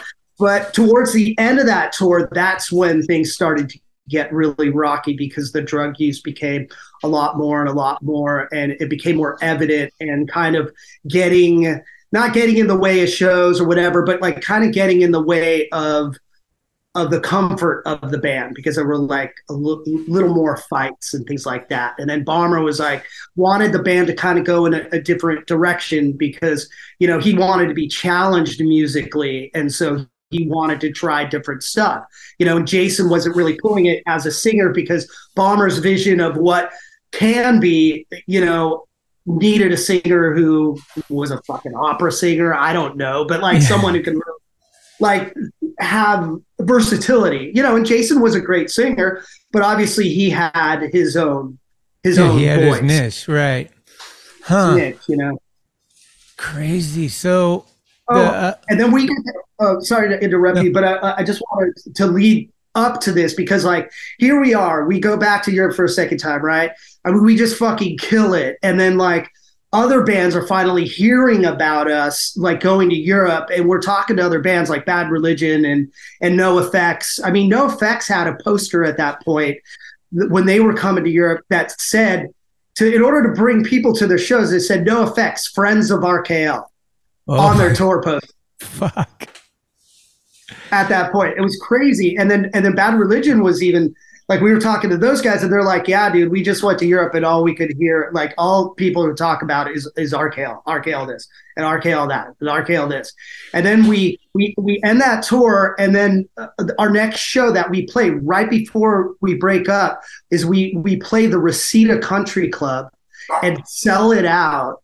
And that's like a 1,000 seater. I mean, the Chili Peppers sold it out the night before, then RKL sells it out the night afterwards, and we decide to break up. And is the breakup, that original breakup, pretty much because arguing over like sloppiness of like if they're too drunk or too much on drugs, they're not pulling it musically, or like is it just like friction, or what's the deal? Musically, we were always on point, and I think even though like, you know, there were drugs involved, and Jason's drug use got a little bit worse, and I believe Bomber's too, you know, starting to get into hard drugs like heroin and shit like that. They never ruined a show. Like the shows were always on point, and it wasn't like people were too drunk to play or perform. Like that stuff happened after the fact. Of course, we'd smoke weed and we'd drink before we played, but we knew our like tolerance, you know, and the show would always go on without a hitch and always be pretty rad. It was a battle between drug use and then a battle between the direction of the band and where it wanted to go. Bomber wanted to do something else. And I think that was the main rift. It was Jason's drug use got really bad, and then Bomber wanted to do something different, and they were just like constantly bickering back and forth about it. And the rest of the band wanted to continue, but we were like kind of like collateral damage. We had no real part of that conversation. And as far as I knew, I mean, Barry might have a different story and Chris might have a different story because they were always closer to those guys than I was. But I believe that it just got to the point where it was like Bomber said, fuck this, I want to try something new. and fuck RKL. Like, we're big enough to this point. I felt like Bomber thought that no matter what I do after this, it'll happen, you know, and it just didn't. All right. What is that? 89-ish? 89, yeah. Man, so that's kind of like at the peak. It just kind of, I mean, like you said, you just sold out the place that the Chili Peppers sold out. And I'm sure for you, it's a tough place for you to be because you don't want to be in the middle of this long friendship that's, you know, they're bickering or have different opinions of things, but you're like, man, I kind of just got here, like, and it's getting rad. Like, I want to keep it going, obviously. Like, it must have been really tough. Is that when Slang starts? Yeah, that's when Slang starts after that. And I wasn't originally a part of it.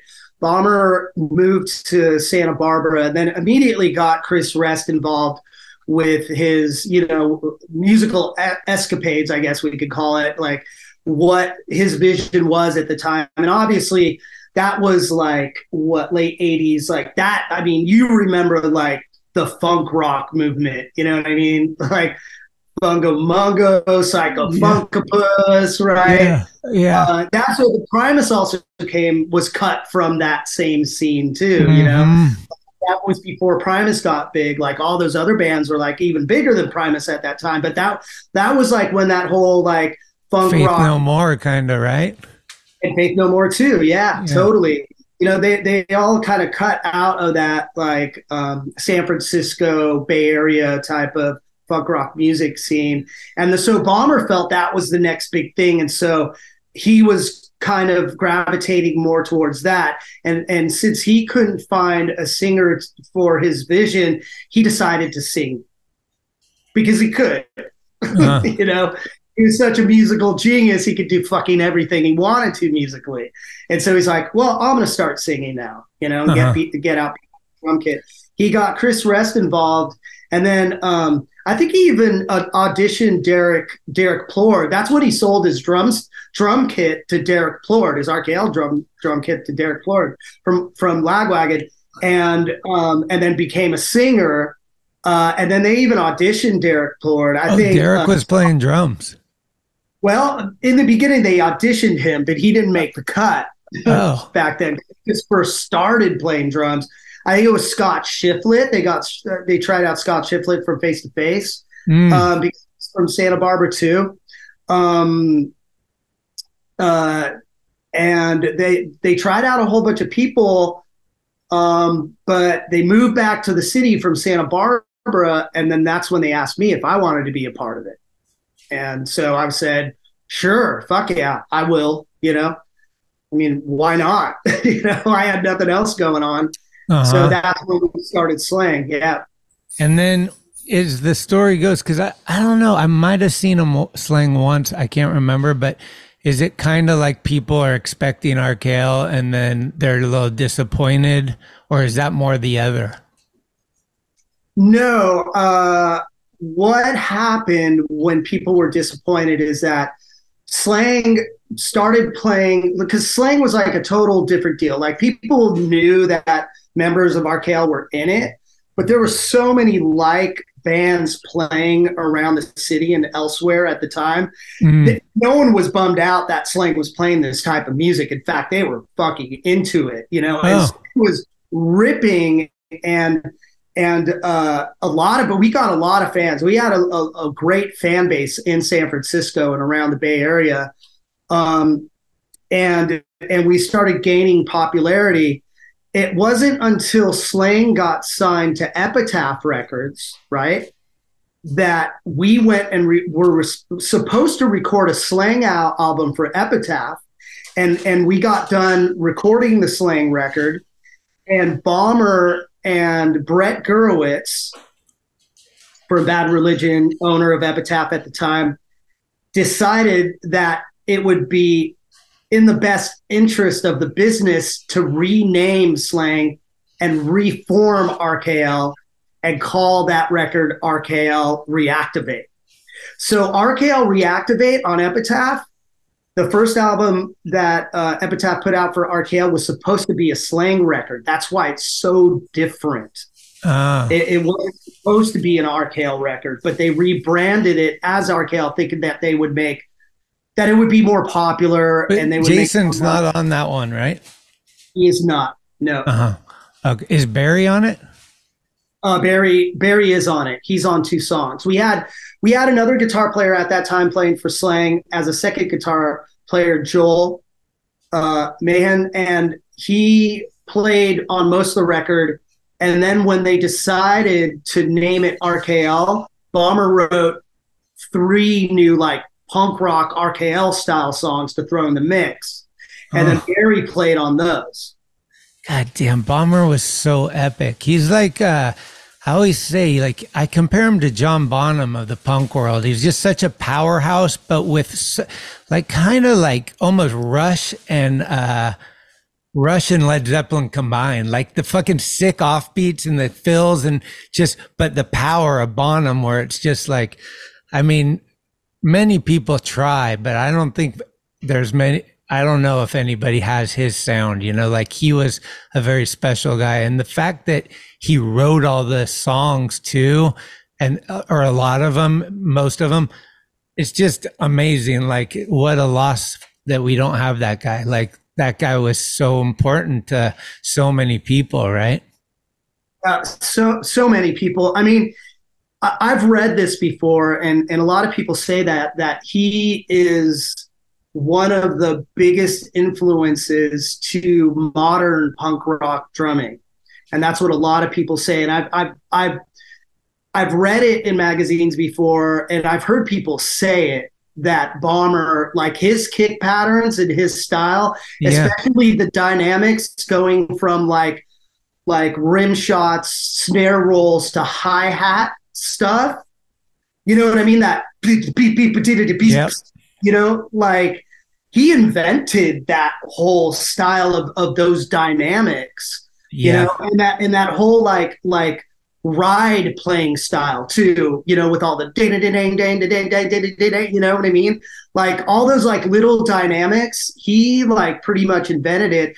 And then the foot style too of the kick drum and the patterns and everything of how it like pushes the beat and the way that it flows and the choice of the space in between, and just the fear or the sheer like not fear but sheer power and speed of what he would do and execute it is just so gnarly. Like that Live in a Dive that they just put out on Fat, it like that just showcases his style. It's just like it's like Blender liquefy speed, but playing so precise and dynamically.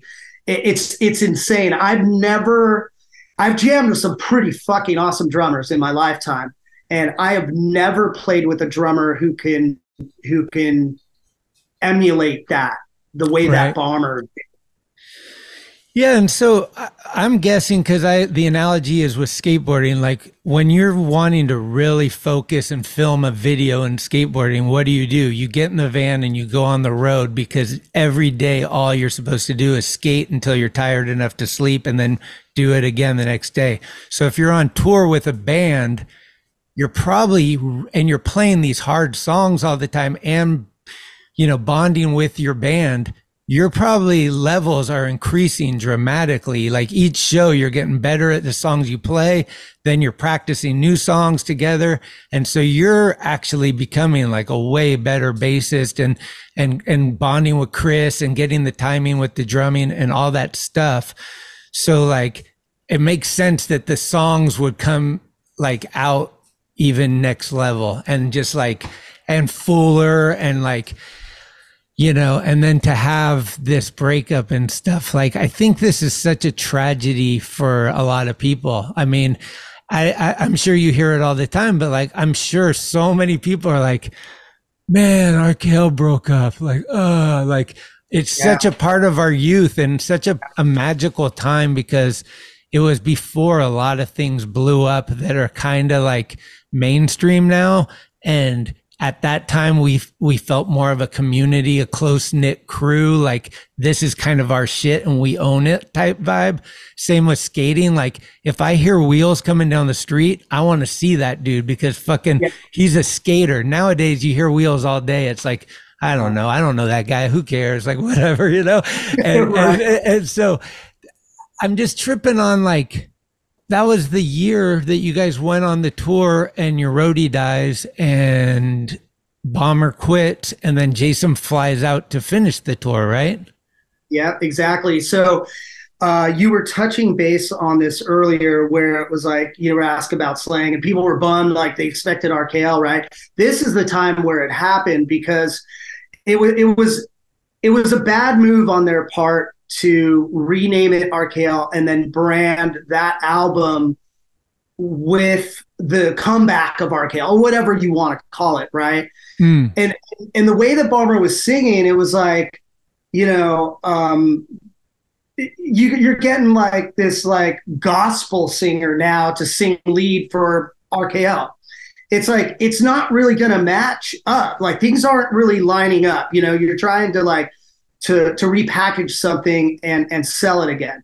I think if you wanted to do RKL again, it'd be like, okay, Brett, let's scrap the album. Let's write all new songs. Let's try to get fucking Jason in the mix. And sorry, Dave Ron, but Bomber get back on drums and let's try to make this thing happen again. Like if I was Brett Gurewitz, I would be like, no, let's go back to the original line. Let's make this happen. But since they had already spent so much money on it and Bomber was probably super adamant about singing and didn't want Jason to do it, we made it happen. I had no say in this whatsoever. So I was just rolling with the punches, right? I was just happy to be in a band signed by Epitaph, getting a little bit of money and then just continuing playing music for a living, you know? So real quick though, was Bomber singing old RKL songs that Jason used to sing, or were you only playing songs that he sang on the new album?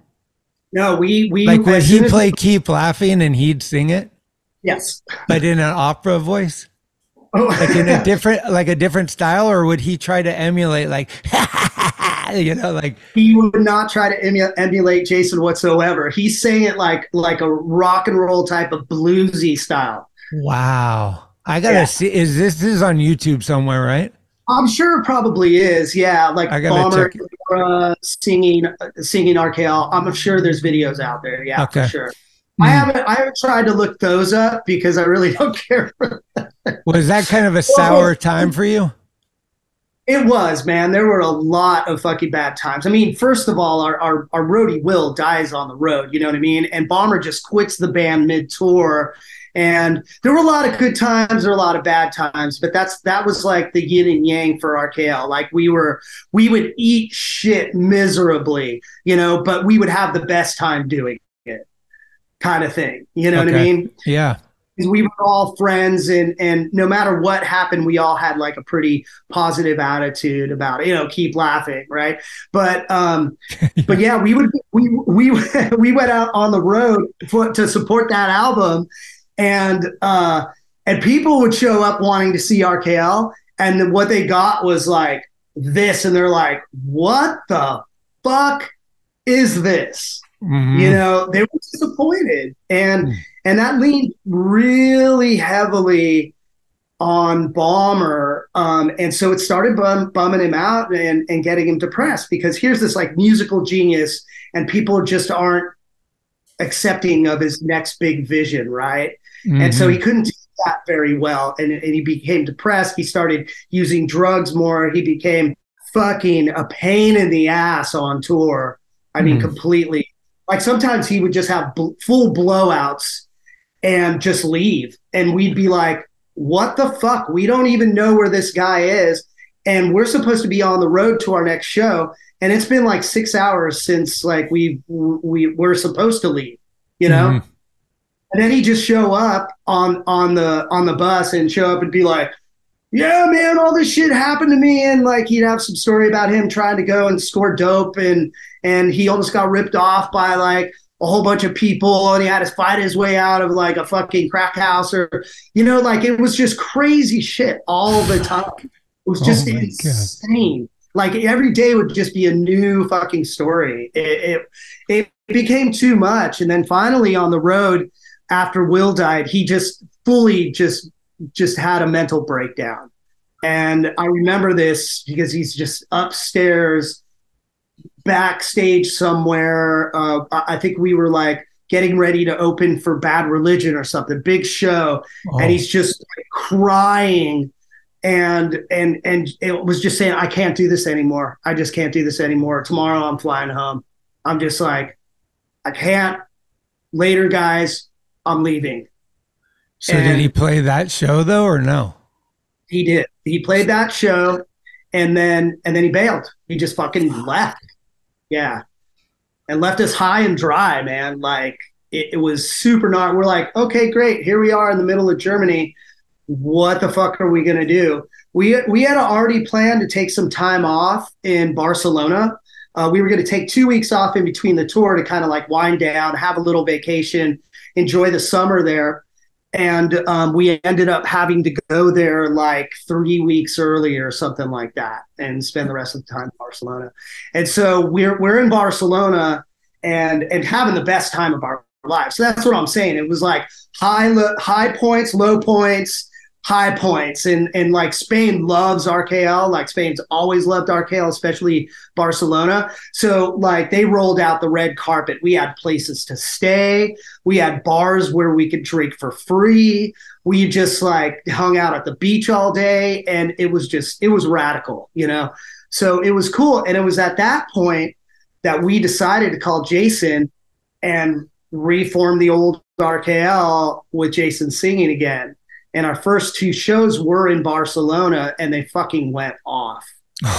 So here we are, next phase of RKL, pre-Riches to Rags now, that album. And he's back in the band. Dave Pollock is behind the scenes going, I'm going to book a fucking tour for you guys now. And let's finish off this tour with Jason singing. And so that's what we did. Wow. Okay. And to the next phase of RKL with Dave Ron now playing drums. Dave Ron. Yeah. Okay. So was there any thought or talk about just going home when the roadie dies and Bomber quits? Or are you guys just like, we need to regroup and we'll figure this out? Like your mentality still stayed like persevere? We really didn't know what to do at that point. We just knew. It's heavy. It's heavy because we were all super bummed out. Like we knew we had to regroup at some point, but no one really had a plan. We're like, okay, we have some money, you know, but we don't have enough money to fly everybody home. Let's just go to Barcelona like we planned, and let's organize places to stay for everybody. Let's just go to Barcelona, try to have a good time and forget about this for a little while. And then if we have to fly home from Barcelona is a big hub, international hub. We'll be able to get flights there home if we have to go home, and we'll just go there and then regroup. And we just ended up going there and having a great time that we're like, fuck this, let's just stay. You know, we're pretty much living for free and in Barcelona, things could be a lot worse. Yeah, exactly. Right. Okay. And we ended up spending like 3 weeks there. And it wasn't until like, I think the midpoint that we're like, okay, let's start talking about what we need to do. And then everybody's talking about, well, why don't we fucking get Jason back in the band? We do have a tour that we haven't really like officially canceled yet because we were supposed to do that after the Barcelona break. We're like, let's get Dave. Well, first of all, let's ask Jake if he could do it. And then let's ask Dave if he could just keep rolling with the tour and tell people, no, it's not canceled. And so that's what we did. And then Jason flew out like, I think it was, oh shit, it was like a day before we were supposed to play our first show in Barcelona. And we didn't even practice. And I remember him, and he hasn't been in the band for like, I want to say 4 years. So he's like it backstage, like sitting there going like this, right? Like the whole time. And I'm like, you okay, Jason? Are you going to be able to do the show? He's like, yeah, I'm just trying to remember lyrics. So he's going through all the lyrics in his head, trying to memorize the lyrics to the song like an hour before we were ready to go on. And then he fucking goes on and he just kills it. And we book another show like 3 days later in the same city. It's so crazy. It's like 3 days later in the same city and sell it out again. And then we go to Mallorca and stay there for like 5 days, and we play a show out there on the island, and then continue the rest of the tour, man. And it was like, it was so fucked up because that, like, I mean, a friend dies on tour. Yeah. The tour almost ends. Bomber quits the band, like just that is a book right there. Just that tour is a lot going on.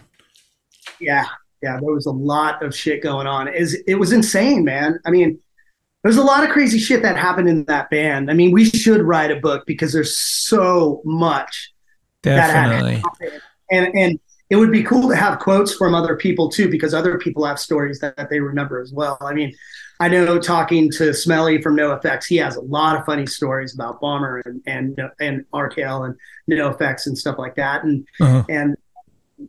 Fat Mike used to drive us to shows in his van. Really?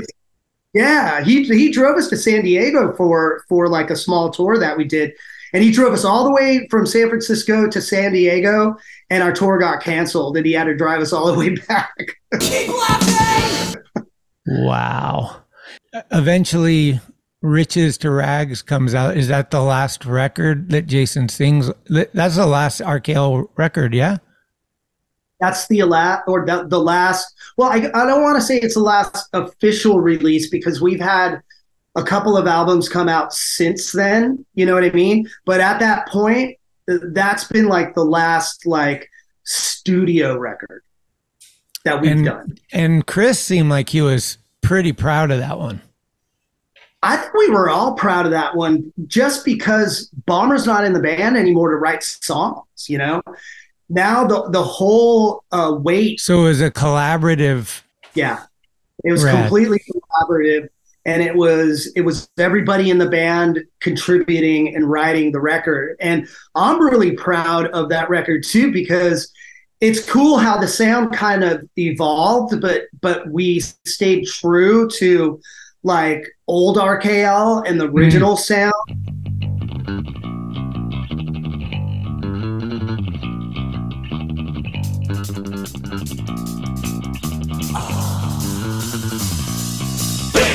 We gave it more of like kind of a metal edge. Yeah. And there was a lot of energy in the album still. And the song stayed like still kind of progressive and rock and roll and metal style, but still like old school punk style too. I was really proud of that record actually.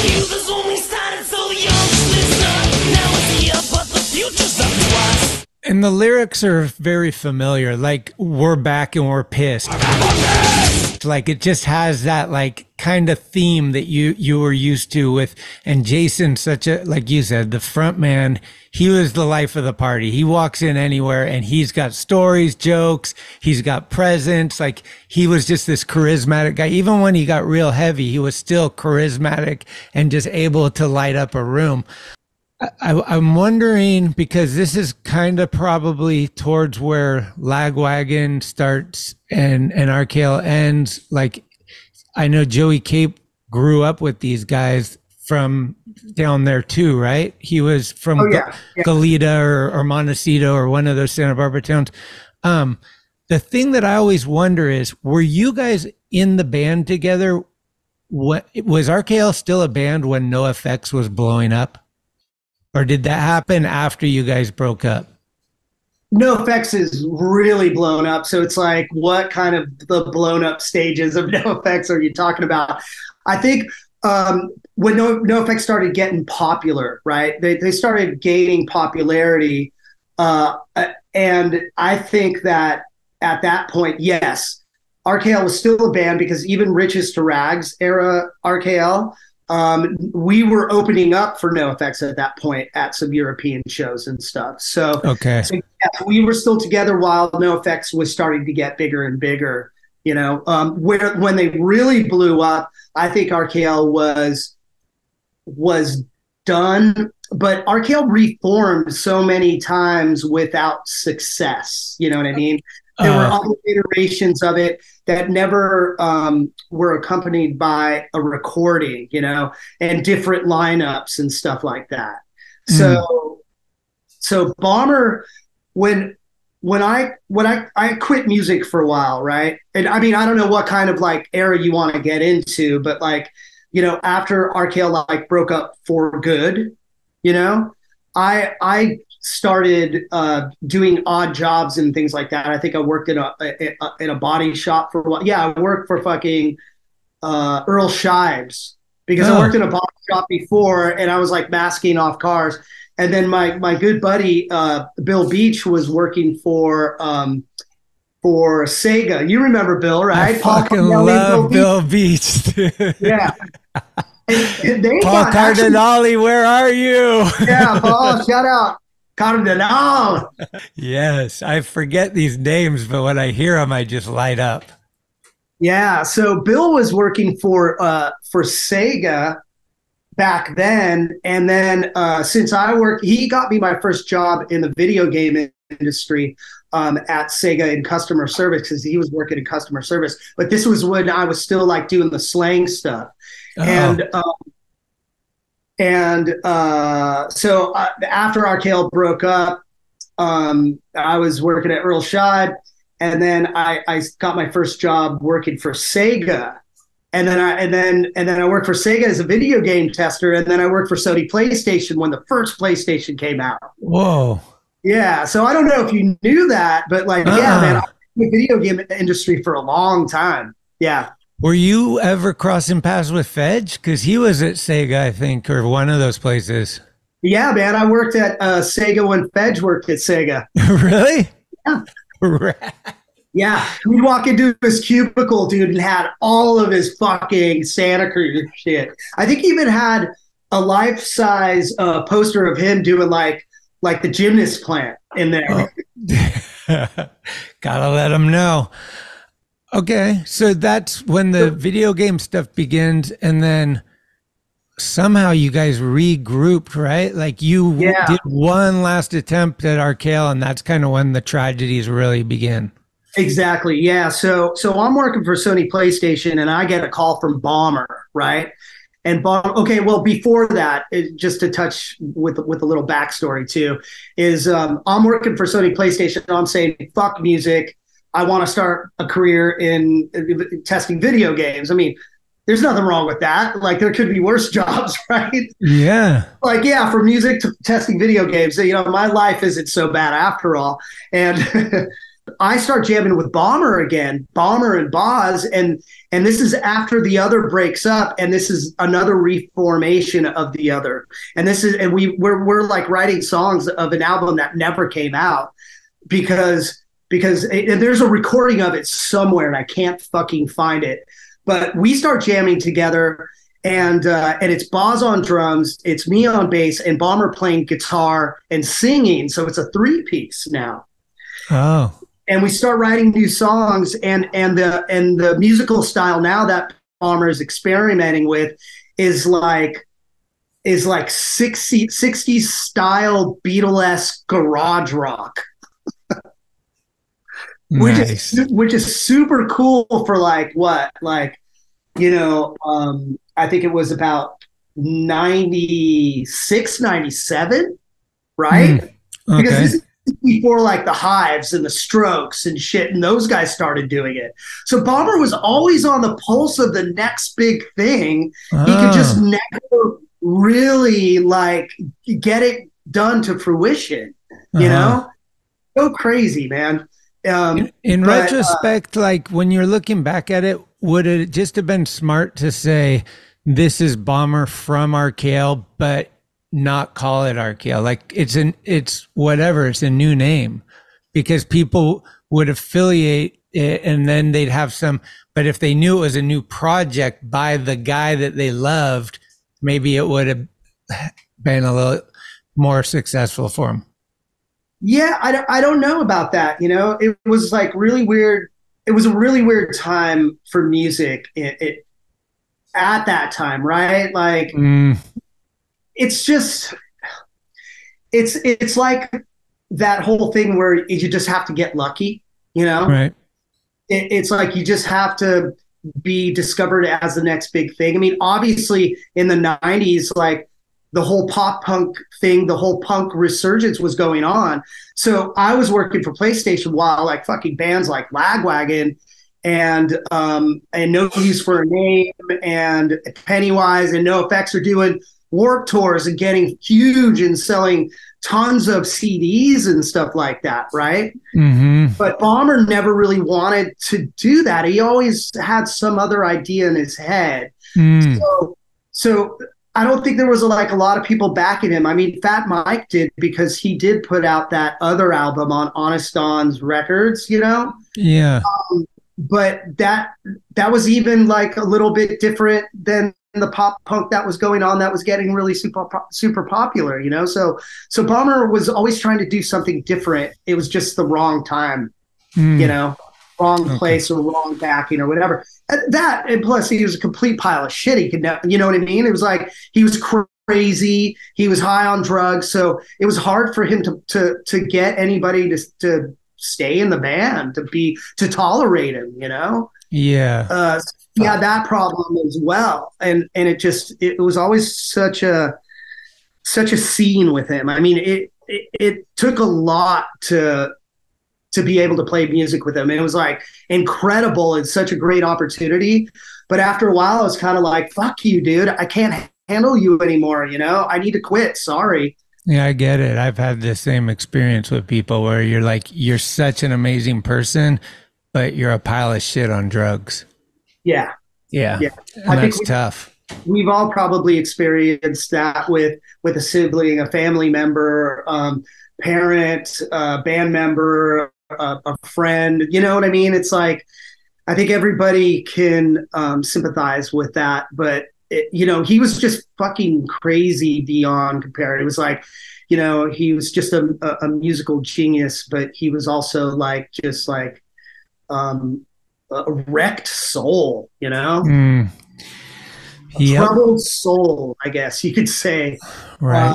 But just to move forward with my story, like that's exactly what happened with this incarnation of the other. Like me and Boz were just like, fuck this, we can't play with him anymore. So later, and then 4 years later, I think, or 2 years later, me up again and he's like, I want to get RKL back together. This time I want to get the original band back together. He's like, talk about Chris and Barry and Jason and me. And it may, now thinking in retrospect, it was probably my fault that it didn't happen, but I said no because I didn't want to deal with the shit anymore. And I said, fuck no. And then I don't know why Barry didn't do it or he wasn't a part of it. I think it was more probably of convenience. That was the next iteration of RKL. And what it was Bomber playing bass now and Derek Plord playing drums. Jeez. And Chris Flippin from Lagwagon playing guitar and Chris Rest playing guitar. Oh, okay. Yeah. And that didn't last too long? That didn't last too long. They couldn't handle Bomber either. Yeah. I mean, once you're at that point, it's like, it's tough. I mean, those drugs that they're doing, like you said, it's not alcohol and weed levels. It's a lot higher than that, and it's addicting, and it's just there's so much to it. And I think the sadness comes along with the dependency, you know, and then it just goes downhill. It's really depressing for your loved ones to watch and for you to be in it. It's tough. Yeah. So that kind of brings us to like, I think it's 2005-ish where, I mean, there's a lot of deaths real close to each other, right? Yeah. So So there were a lot of like incarnations of RKL. When they kicked Bomber out of the band, they called me and asked me if I wanted to play bass. That was in 2000, 2001. And so, of course, with Bomber out of the picture, I said, fuck yes, I'll do this. You know, I was working for a .com at that point when the .com boom hit San Francisco, which was also the downfall of fucking San Francisco. Yeah. Like there goes the fucking lovely 90s San Francisco down the tubes. You know, it's still fun, but it was like that was the start of the downfall. You know what I mean, right? $12 burritos and just rent through the roof. Yeah, it was crazy. Yeah, the Google buses, those were real great. They're out there with their poo-poos. People getting picked up in buses to get taken down to Cupertino. It was like, fuck. Yeah, isn't that crazy? Yeah. But at that point, you know, it's me playing bass, Derek Plord on drums now, and that same lineup with that I just explained earlier. Chris Flip on guitar, Chris Rest on guitar, Jason, me.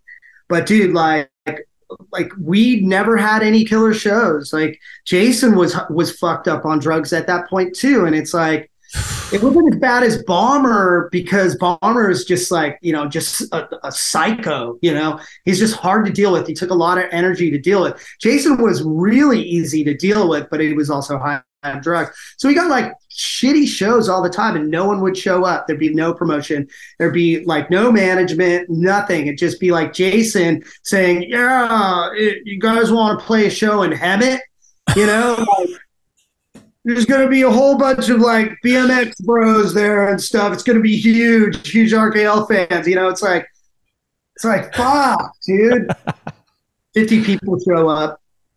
Yeah, you know, it sucked. But Jason started getting really bad at that point. Derek started using again too, you know, and then we're trying to write new music too. And a lot of these like demos that we recorded got put out on the reissue of the greatest hits on Destiny, the live album. It has like bonus tracks of like these new RKL tunes that we were writing at that point with Jason singing. And it was some of Dave playing drums, some of Derek Plord playing drums. I believe some of Boz playing drums too, but Derek started using again and becoming a pile. So we had to kick him out of the band at that point. Fuck. So Boz Rivera from the other and King City and the like, No Use for a Name, he comes in and plays drums at that point. And at that point, we start fucking kind of ripping again because Boz is an amazing drummer too. And at that point, that's when the band starts like really falling apart. And Jason like starts using really bad. And then, dude, like towards the end of his life, it's fucking insane. Like, have you ever seen that movie Requiem for a Dream? No? Oh my God. For people out there, it's a very disturbing movie, but it's about a heroin addict. I don't want to ruin it for you or anybody who hasn't seen it, but at the end, this heroin addict gets like these huge abscesses on his arms, like from infections from shooting up. And Jason had 4 of those fucking things. Oh, wow. 2 on his legs and 2 on his arms. And I apologize for saying this because I don't want to ruin anybody's, you know, image of him, but I want to just let people know how dangerous this fucking drug is and how it ruins people, good people, talented people. Let this be a lesson for anybody who ever does it. This is like the unpretty side of it that no one ever gets to see, you know? And that was before fentanyl. Like now it's like your addiction problem. Plus you could just die from taking the drugs because it could have too much fentanyl in it. Like the shit is just, it's so much of a gamble nowadays.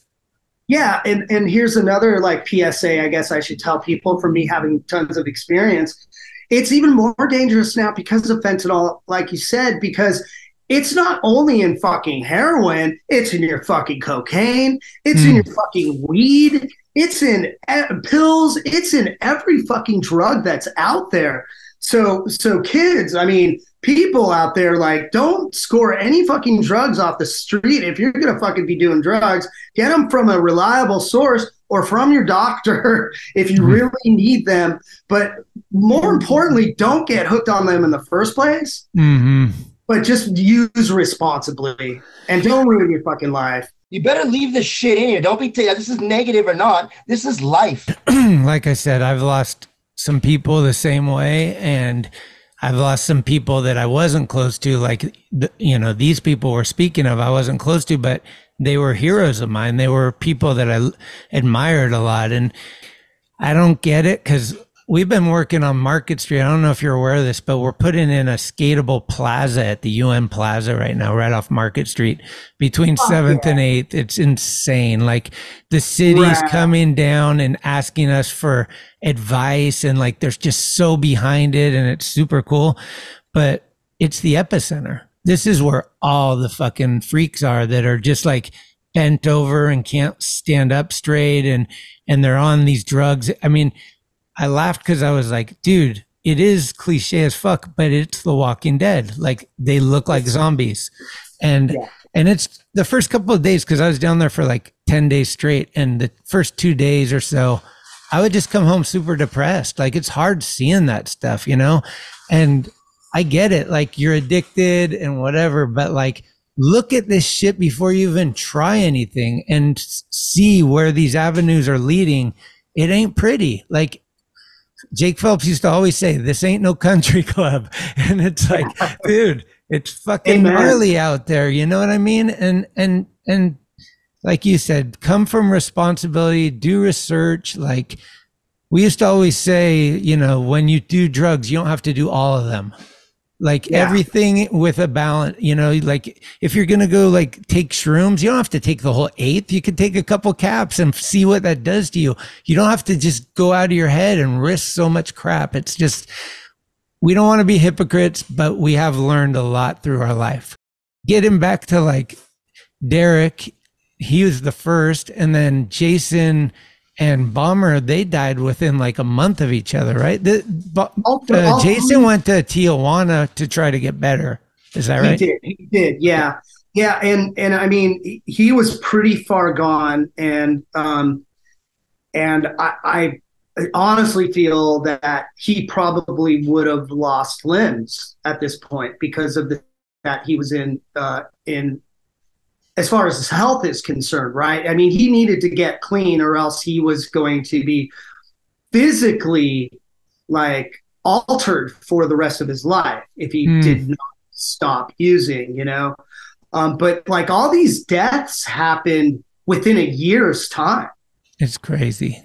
You know, and here I am, and within like, I had played with all these guys in my lifetime, but more importantly, like, you know, Derek and Jason, within like the last year, you know what I mean? These guys were like a part of my life, and I'm losing people left and right, you know? And Derek was always trouble. He had mental health issues, bipolar, but also, you know, addicted to drugs. And I guess it's my second PSA is that this drug addiction stems from a lot of mental health issues. And if you do have mental health issues, anybody out there, please seek help from people to deal with that first before you take drugs to take care of that problem, because that's not going to solve it. You need to solve that problem first. Don't go to drugs because you have mental health issues or baggage. Like, try to seek therapy, or try to see a doctor, or try to seek help and advice from your best friends or your family first. Yeah, absolutely. Yeah, I mean, I learned later, because I haven't drank for 8 years, that the alcohol was my medication. Like, I was nervous to be around people. I had social anxiety. Like, there was probably other things going on, and I drank till I was comfortable. Yeah. And that's why I drank. And then when I stopped drinking, it was really difficult to go be social because I didn't have that crutch anymore.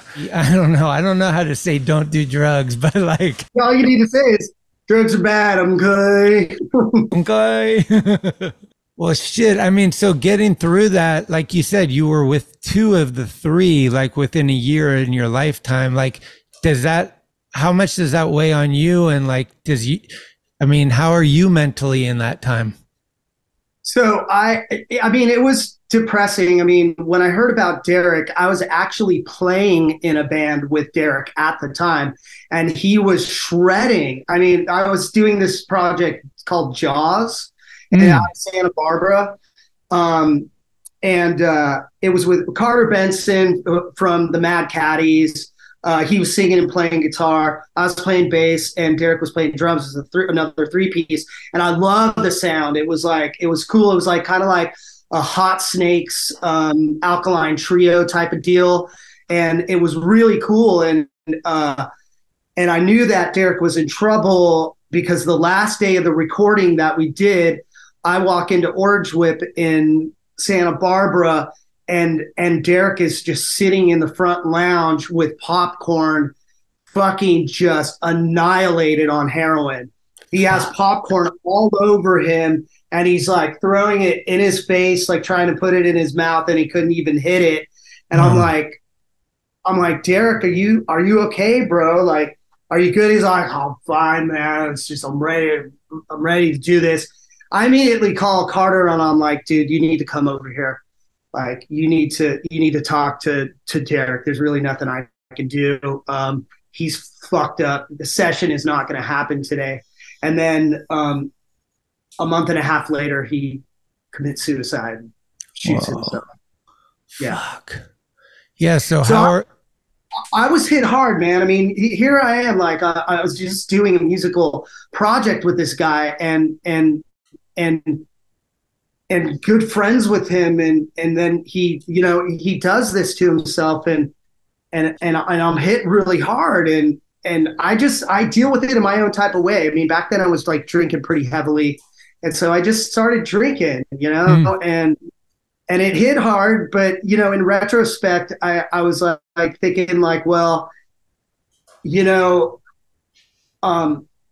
we need to be really careful about what we do, and we need to cherish friendships. And Derek and I actually had a falling out at that time. Carter wanted me to join the band, but I told Carter that I wouldn't join the band because of Derek. I had a problem with Derek. And I said, if Derek comes to me and apologizes, then maybe I'll consider it. And then Derek got a hold of me, and he did. He apologized wholeheartedly, and we had a talk, and I'm like, dude, I can forgive you. You know what I mean? Like, I'll give people chances. People need to give people chances. That's what life's all about. You can't have hangups about shit. But I was like, if you ever pull that shit again, though, you're fucking cut, Mm-hmm. And so we became friends again. And then he kills himself. And then here I am. But I'm glad I gave him that second chance, because if I didn't, I mean, who knows how much worse it could have been. I mean, it was pretty bad because already he was troubled, but I mean, it could have happened earlier, and then I would have been like, oh shit, he's dead now, and I never had a chance to apologize, become friends with him. Which is another PSA, I guess, is like, give people second chances, and life's too short to have hang-ups about shit. Like, just if you have someone that you love, tell them you love them, and just try to work through these fucking issues, and just try to stay friends with people, and don't let shit bother you, have hang-ups about things, because before you know it, they're going to be gone, and you're going to wish that you would have told these people that you love them, or you would have wished that you would have reconciled any differences that you had, So, what I want to add to that is, like, I haven't talked to you in a long time, maybe 15, I think it was 2005, I'll just say 18 years.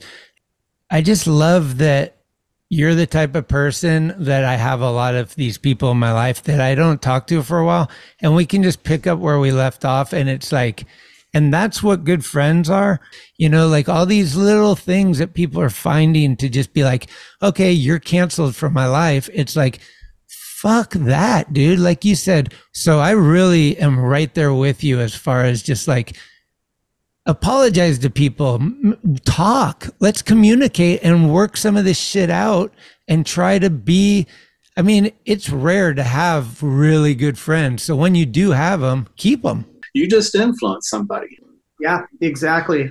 Yeah, and I agree with you, man, because like you've always been a really good friend. We've known each other since childhood. And those are the type of good friends where you just pick up where you left off. It doesn't matter how many years. It's like we're just shooting the shit. We're just talking about old stuff and new stuff and just, and I'm glad that you're still alive and on this planet and we can talk about stuff like this. Yeah. You know? And those are like the things that you have to cherish and enjoy.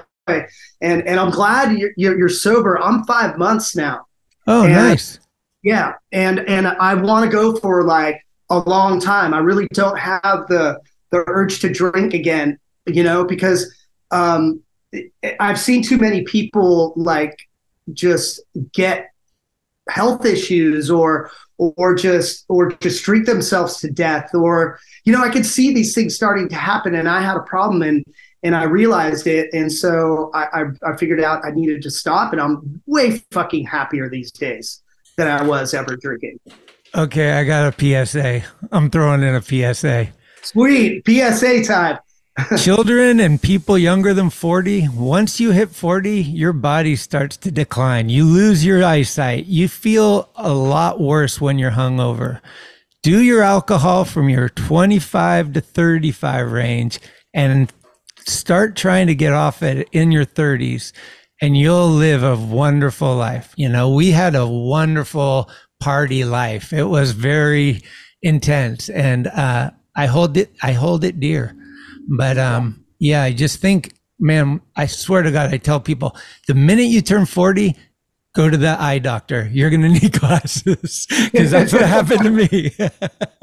You know what's funny is that I mean, and I partied for fucking tons of lifetimes. I can't even believe that I'm still fucking on the planet right now. Yeah. You know, it's insane. I've gone through so much shit. I've probably gone through so much shit and so many drugs, so many alcohol, all that crap.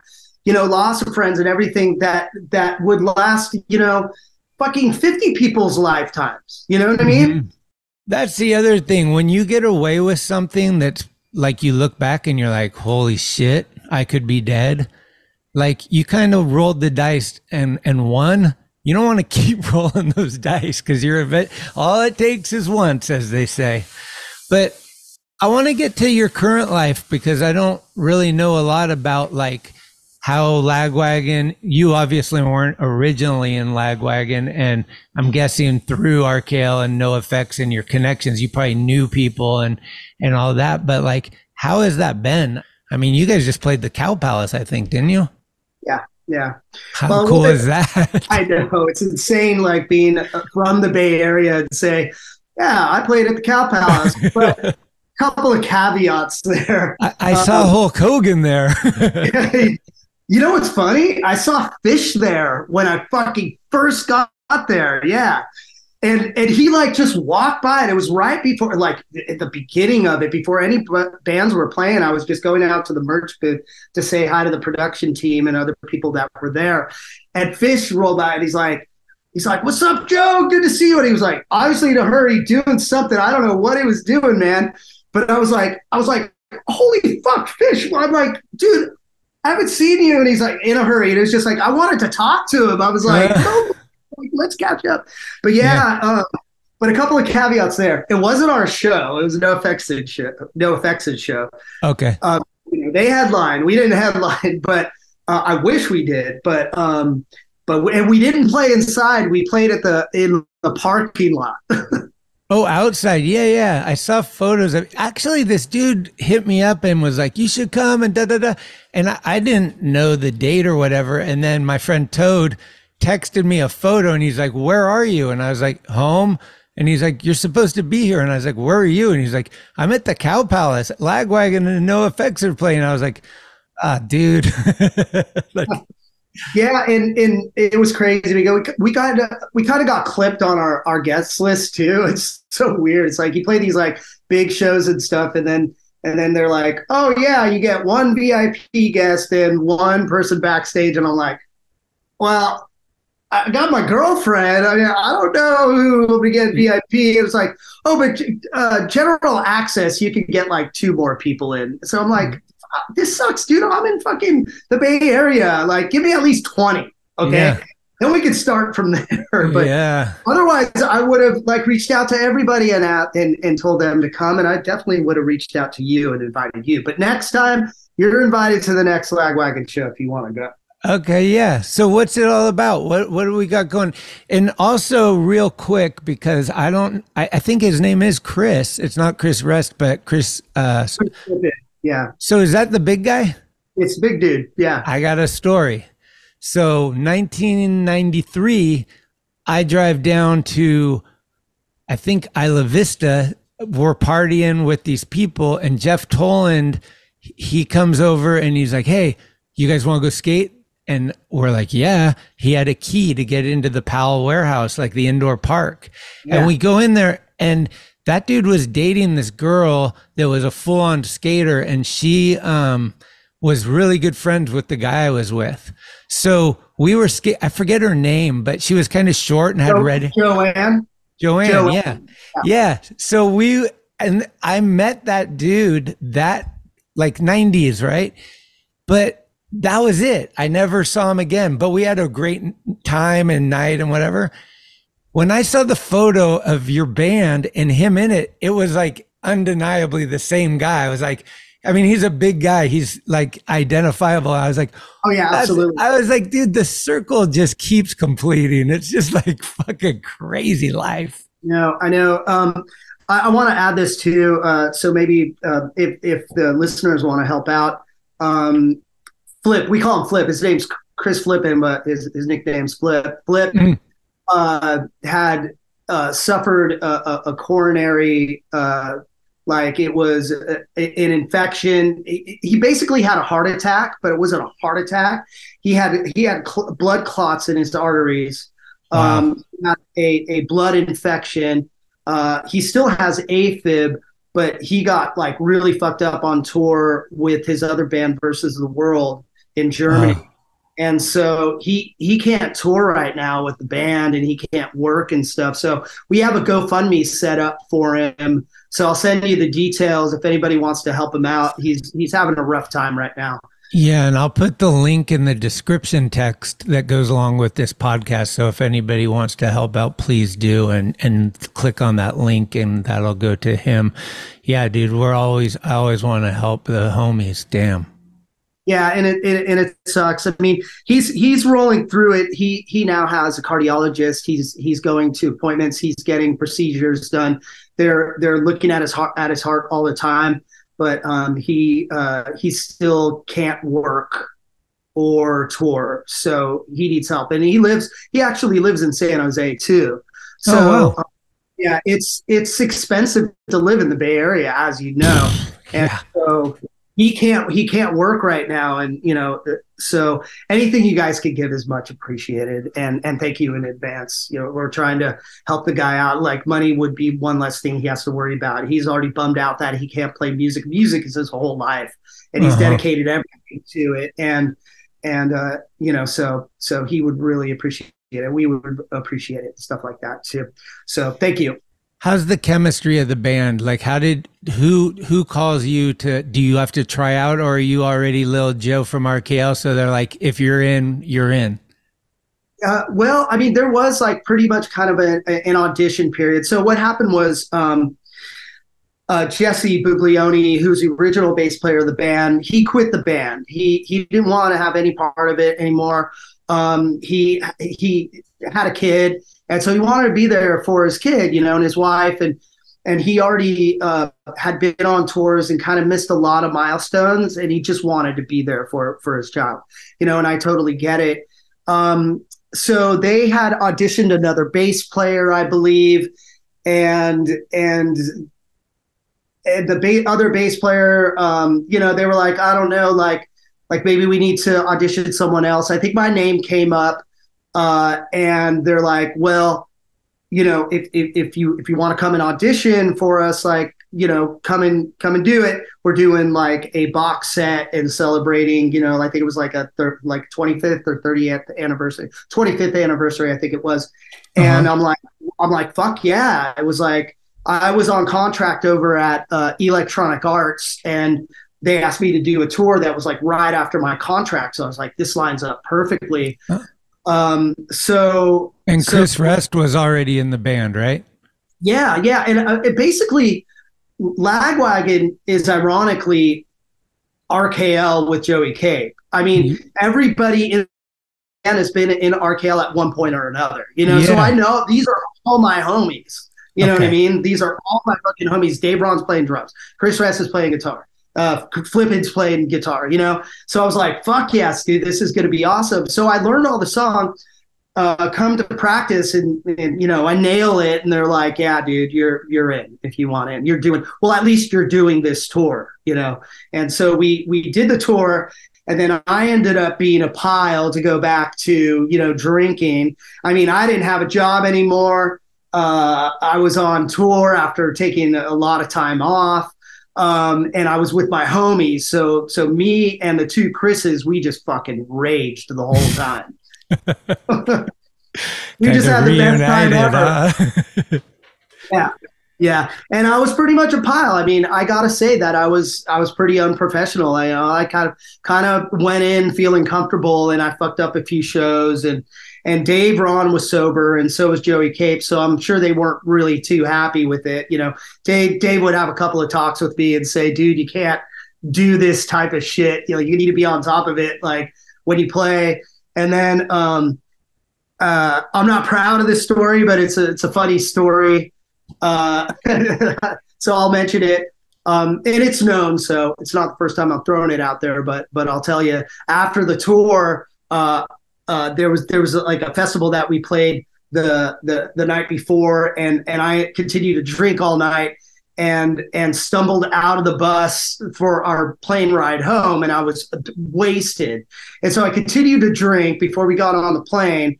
And then I was taking pictures with random people in the airport, and I took a picture with the head of security of Frankfurt Airport. Wrong person to take a picture with. You need to delete this picture. You can't do this. She grabbed my camera. She was about to take it, but I went in and deleted it. But she knew I was drunk, and she had it out for me. So she figured out what flight I was on and tried to get me kicked off the airplane. And it was not only me, and we did that tour with No Use for a Name too. So she was trying to kick Lagwagon off the plane and No Use for a Name out because I was too drunk.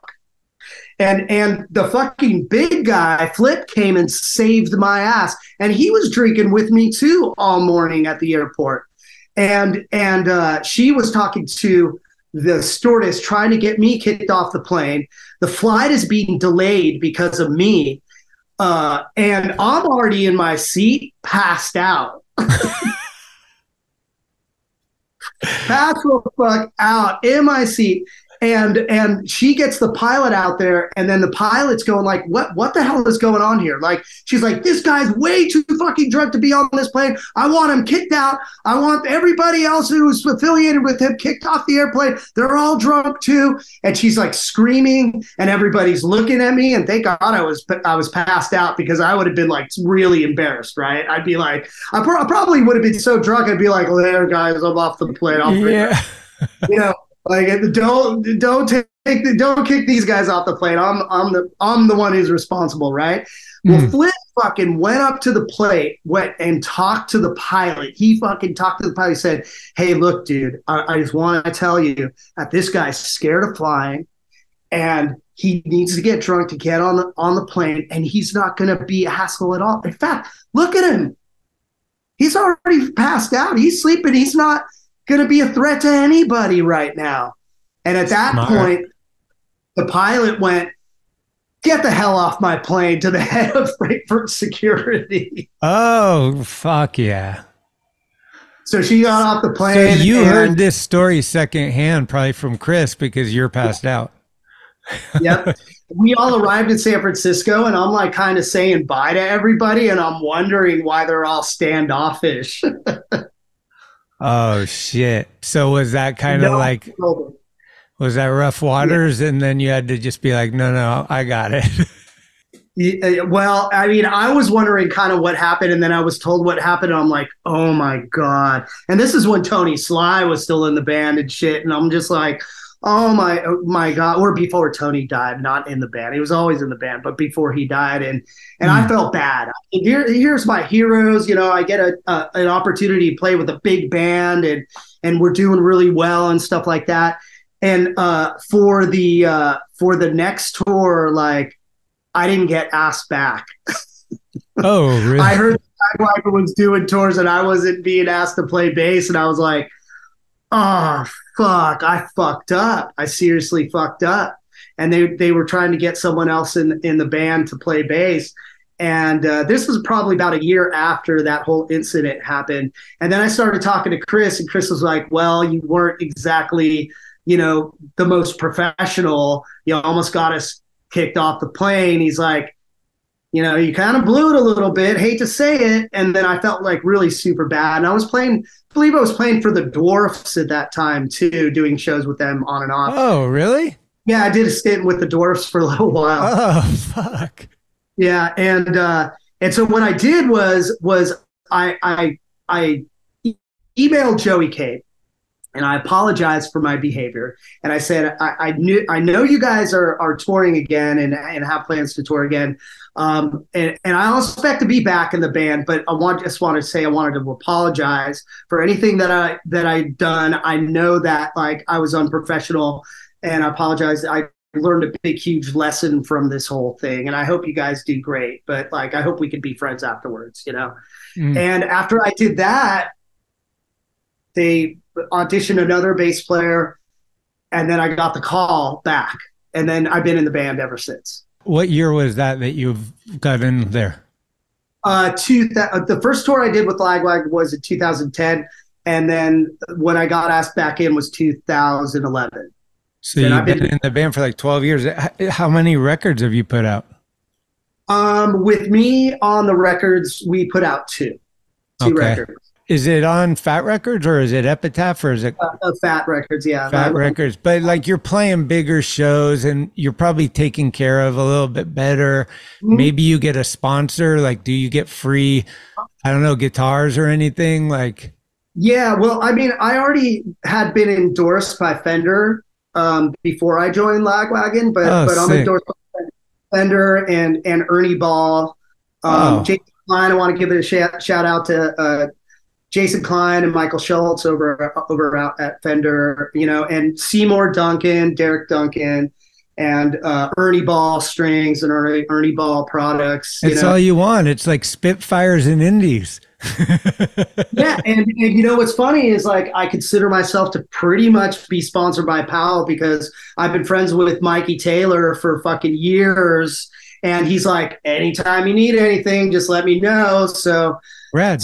It's like, you know, I get stuff from Powell whenever I need any skate gear and stuff like that. And fuck yeah. You know, so it's cool. It's really cool to know people. But I think the best thing about being in Lagwagon is that I got treated better than anybody else I've ever played with in my entire career. I made more money in Lagwagon than I ever made it with any other band that I've ever played with. Getting treated better, playing bigger shows.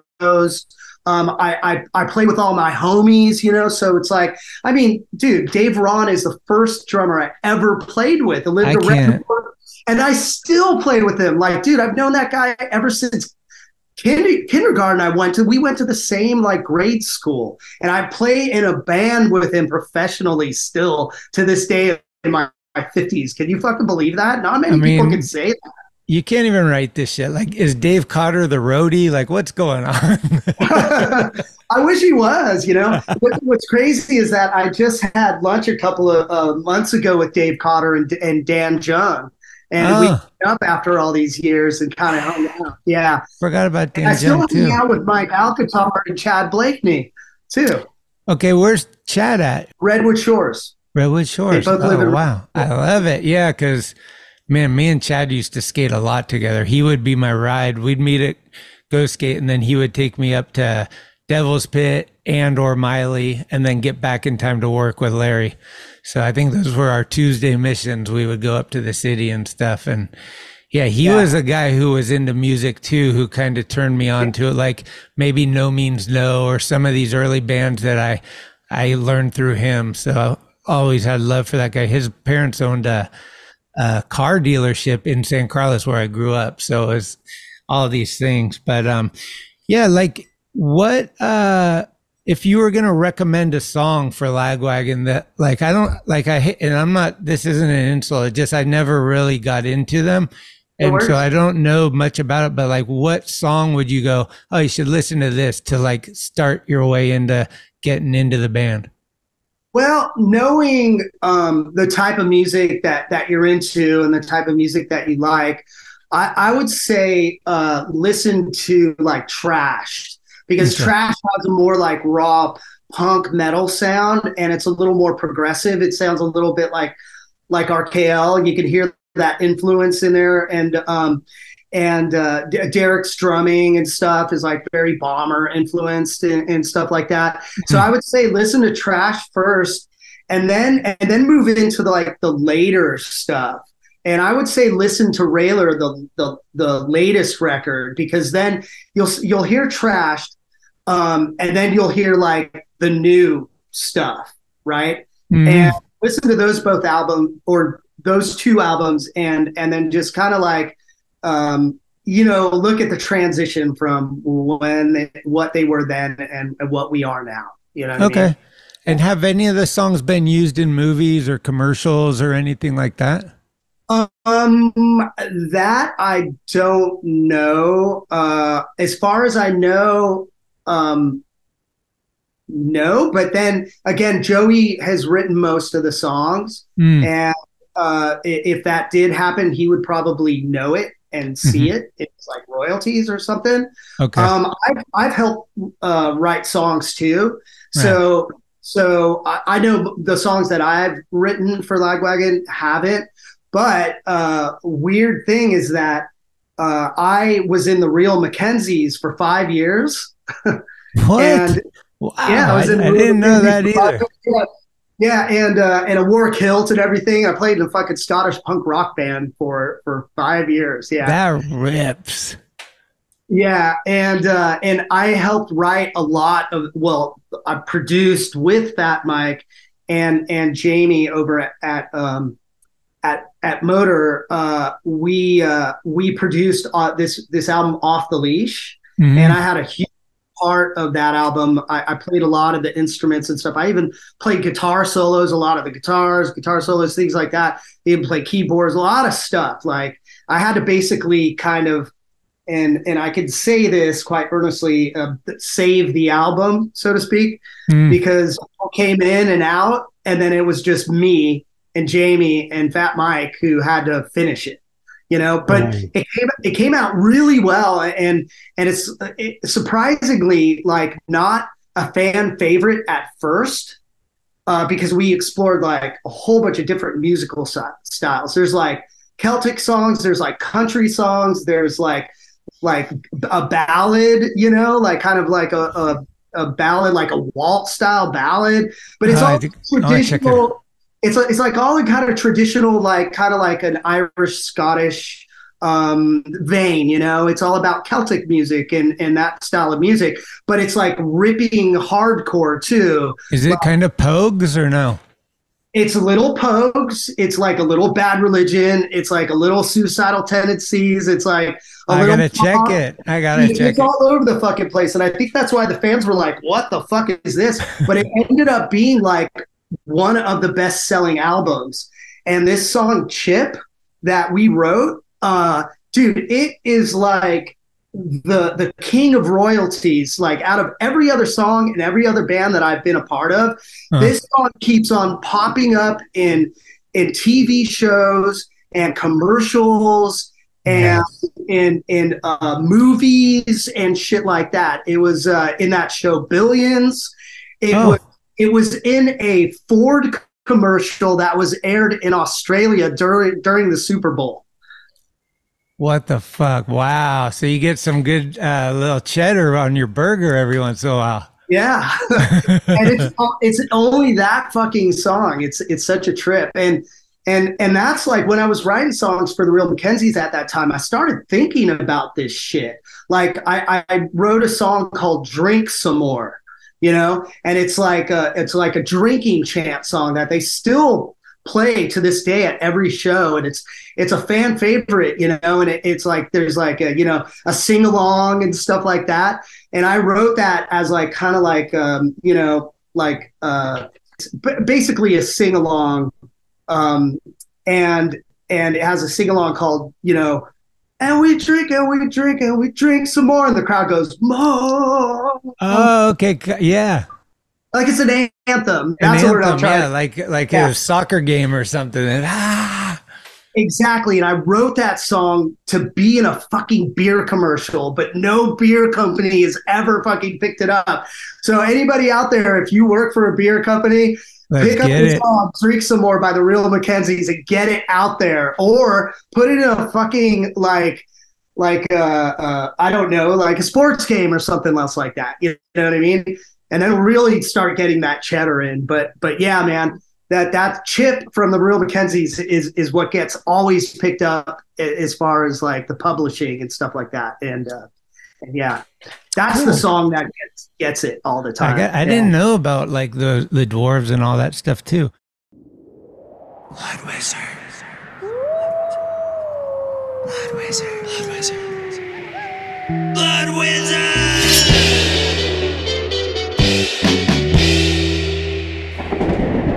Shop.bloodwizard.com. Tickety-tack. Hey, it's Corey at Blue Plate, 3218 Mission Street. Come see us. Meatloaf, fried chicken, deviled eggs, Dollar Olympia beers. We're here every day of the week. We got a garden and we got smiles on our faces. Come let us make you happy. With the majority of the band Lagwagon being like one time in RKL, I know that you guys have played an RKL song live. Is that tradition or is that just occasion, or like how does that come about? We've only played one RKL song in the history of the band, as far as I know. Maybe it happened. Like I must have saw the video because you just saw the video. That one time we did it, and it was in Ventura, which was like close to Oxnard, and someone else sang. And someone else sang, yeah. Because we were doing this thing called the RK Aliens, you know, it wasn't really RKL, but we were calling it the RK Aliens. And we were having people come up on stage to sing different songs. So it was like a kind of a RKL karaoke thing. Oh. But it was really cool. And we did about like, I don't know, I want to say like 5 shows or something. We even played this festival in Spain too, which was awesome. And Damien, our friend from Santa Barbara, Damien Franco, he was the dude that would come in and do the RK Alien stuff. So when we were in Ventura, Damien was there, and we're like, let's play Scab on My Brain. And Joey was like, hell yeah, let's do it. And gave the mic to Damien, and we played Scab on My Brain for the Ventura. It was for a Pumpkin Drublick show. Yeah. Okay, sick. Well, besides the Ramones, who have you met being in Lagwagon that was like kind of like a pinnacle for you? Like if you ran into Lemmy, or I don't know who, but like, or you played with somebody that you were like, holy shit, I'm in the presence of this guy now. Well, yeah, Lagwagon has gotten to play with a lot of bands, but I mean, in this day and age, because there's so many festivals and stuff like that, it's kind of like, you know, everyone, like we're all peers. I mean, for me, like playing with the Descendants or meeting those guys for the first time was like a big deal. Yeah, me, you know? Like meeting Milo and getting to be just like, hi. Yeah, exactly. You know, and I gotta say the Subhumans. But you know what's funny is that I met more icons with the Real McKenzies. I have to say, in my whole music career, yeah, who would be a top? most iconic at the top is I got to meet Ronnie James Dio. Wow. Because that's my wife's favorite. Yeah, because she didn't know of it, and she's just like Rainbow in the Dark. Like she just was like tripping on it. Yeah. That's so sick. Yeah, it was fucking radical. So Real McKenzies were playing in Holland with Dio. Like in Holland, they have these like public venues that are sponsored by the country. They make these fucking epic venues, and there's like 4 or 5 venues in the whole thing. There's like a dance club, there's like a smaller venue, there's a mid venue, and then a big venue. And Dio was playing the big venue, and Real McKenzies were playing like the medium venue, and they were playing it the same night. So like at sound check, I went out and checked out Dio's sound check, and I was just like, holy fuck, this is rad. I'm like sitting here, there's no one else here, and I'm watching a Dio show like in front of me. You know what I mean? Okay. It was incredible. And then Rudy Sarzo, who also played in Upside Down Bass, bum bum bum bum bum bum bum, in Quiet Riot. Quiet Riot, and in Ozzy Osbourne, really great friends with Randy Rhoads, you know what I mean? Like epic bass player, you know, iconic. I got to meet him for the first time there too. Wow. Okay. But the most epic thing was meeting Ronnie James Dio and talking to him, because we all shared the same backstage area. And so our guitar player Bone went back there because he doesn't give a shit. And he's a funny guy, and he's just like, he knows Ronnie James Dio is like one of his favorite artists of all time too. He's Canadian, and he loves hockey. He knows that Ronnie James Dio loves hockey too. So he just walks backstage, introduces himself, and just starts talking with Ronnie James Dio about hockey. Oh, wow. That's amazing. See, those are the moments, like you're never, no matter what your success level is, you're never too jaded to appreciate these moments that like bring you back to your childhood and kind of give you an idea of why you're where you are. Yeah, and I got a funny story about that whole experience because it has to do with skateboarding. Okay. I had my skateboard on that tour, and I would skateboard everywhere. Like I was backstage, and I had my board backstage, and it was me and Bone, and we were riding the elevator, big venue, you know, so we were riding the elevator down. Well, 3 members of the Dio band had come into the elevator too, and Bone was with me for the sound check as well. He was watching it, and so, you know, he knew which player played what or whatever, you know, and so we got down to the first floor. I got down and I put my board down, you know, I skated away to the bus, you know, rightly so, and Bone was left like walking with the rest of the band, and I guess the keyboard player tried to clown me. They're like, oh man, like, look at me, I'm from California, dude, and I got my skateboard, you know, and to the rest of the band. And Bone, as quick and witty as he was like, well, I'd rather ride a skateboard than play a keyboard. Yeah. Yeah, dog. Oh, and dude, the rest of the band started laughing at him, at the keyboard player, and he was so chapped, dude. He was so chapped. He was like, oh, man. I like that. That rules. Yeah. Holy shit.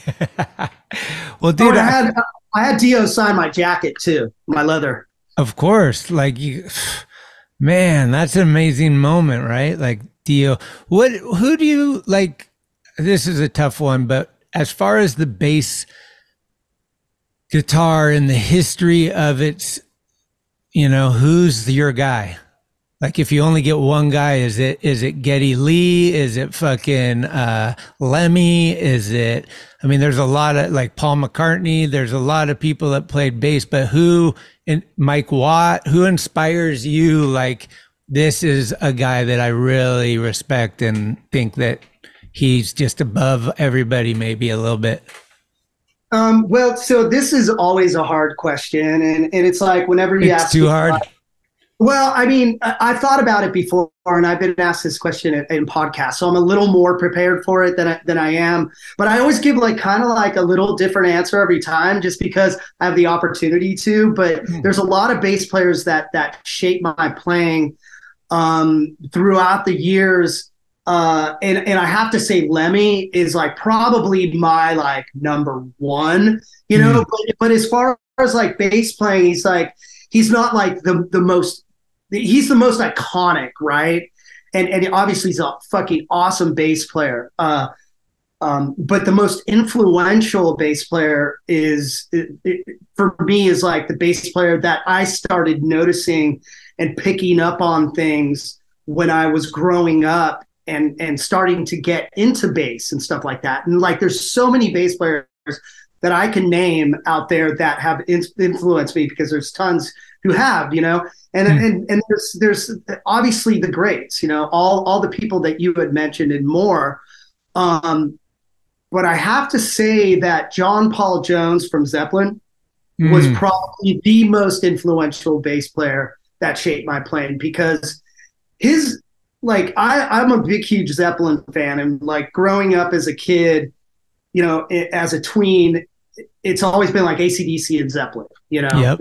Like the yin and yang, you know. It's like AC/DC was like the rock and roll powerhouse, and then Zeppelin was like, you know, like kind of like the more refined, not like we're super proggy, but like riffy as fuck, and like really well balanced with the instruments and the arrangements and well, they had such a solid backbeat with the drum and the bass together, like Bonham and Jump. I mean, Beastie Boys are sampling them for reasons, you know? Yeah. Killer rhythm section, you know what I mean? And killer guitar player. And even as far as guitar too, Jimmy Page is probably my biggest influence as a guitar player. Like, like he was my biggest influence, you know? Okay. Yeah. So that band was really influential on me, but John Paul Jones more so, because his fucking bass lines, like, they make the songs. Like a lot of people listen to songs, and if they're not a bass player or whatever, like a lot of like that gets overlooked for the overall composition and sound, and not only that, people remember, you know, Jimmy Page and John Bonham, like, you know what I mean, like the biggest, you know, like people in the band or whatever. And Robert Plant too, obviously, but like John Paul Jones, he always was the guy that said, no one cares about me. I could just walk around. I could walk in the lobby and no one would know who the fuck I was. It was all about the guys. And that's what I kind of love about it too. You know, he's like under the radar, but like his bass line's super melodic. Okay. Super important to the song's compositions. And he's just a fucking phenomenal fucking player, you know, and musician. So I'm going to say John Paul Jones. Okay. And I think I was talking to my wife about this, and I like to spit out fun facts that maybe aren't facts. But I was saying that I think Lemmy is one. I know Lemmy played left-handed, which is unique. But he's also, at least out of respectable people, I think one of the only, I mean, Paul McCartney's in a different category, really. But Lemmy is one of the few bassists that's lead singer also. Yeah. Maybe. I believe that to be true, and that he's playing left-handed. It's a very unique look. It is. There's Geddy Lee, too, you know. There's. Oh, that's right. Geddy Lee. Right. Okay. These are yin and yangs, Rush and Motorhead. Yeah, totally. Both played Rickenbackers, though, you know. Dude, so I might go see Geddy Lee. He's doing a book release thing at the Masonic like in a few weeks, and I was like, he is? Yeah, I loved Rush, man, and I just was like, you know, it'd be cool to hear like the book. The name of the book is My Effin' Life. That's pretty cool. Yeah, totally. But, dude, I've taken so much of your time. I appreciate it. Like, fuck, it's so good to catch up with you. Yeah, and I'll just put this out as a small teaser. Too, I think it'd probably be good. But Dave, Ron, me, Chris Rest, and Barry Ward have been jamming Keep laughing! Nice. So I'll just leave it at that. You guys come to the city to jam? No, we jam at Dave's house. Dave lives in the Salinas Hills, like near Monterey. And we jam at Dave's house. That's where we practice for Lagwagon too. But there's been a little bit of like teasers of me, Dave, and Chris jamming RKL songs, and then there's been teasers of me, Dave, Chris, and Barry playing some RKL songs. So I love to hear it, dude. Don't stop this trip. Let's fucking go. Yeah, and always keep laughing. So keep your ears and eyes out. There just might be something in the works. Okay, keep me posted too. Fuck yeah. And dude, let's hang out sometimes. I'm sorry that both our schedules have been super busy, and I really did want to do this in person, and we can still be in person without having to do a podcast. So let's get lunch or coffee or whenever our windows are open, or if you're coming to the city or if I'm heading down that way.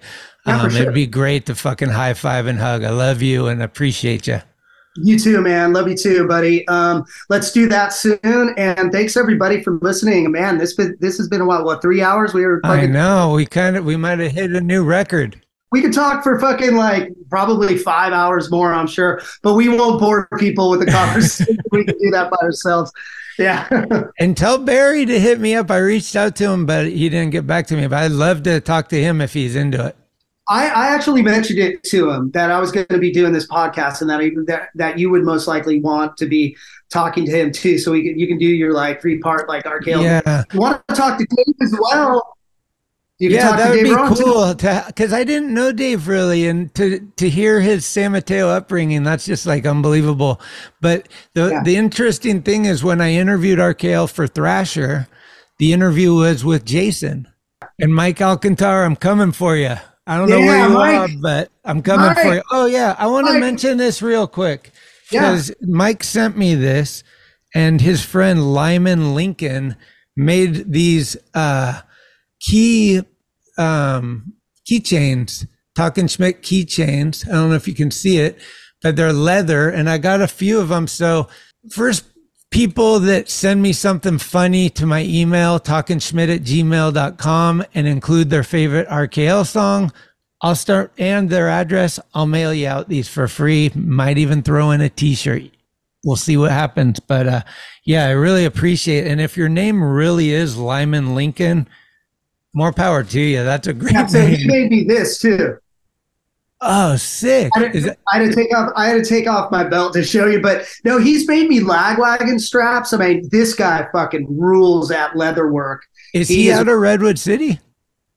He used to live with Chad and Mike over Redwood Shores, but he lives in Arizona now, but he does this exclusively, and he's awesome. So if anybody needs any leather work done, man, I can't approve him more, give him, more kudos. He does quality work. He's awesome for sure. Oh, and I wanted to mention too, and sorry about this.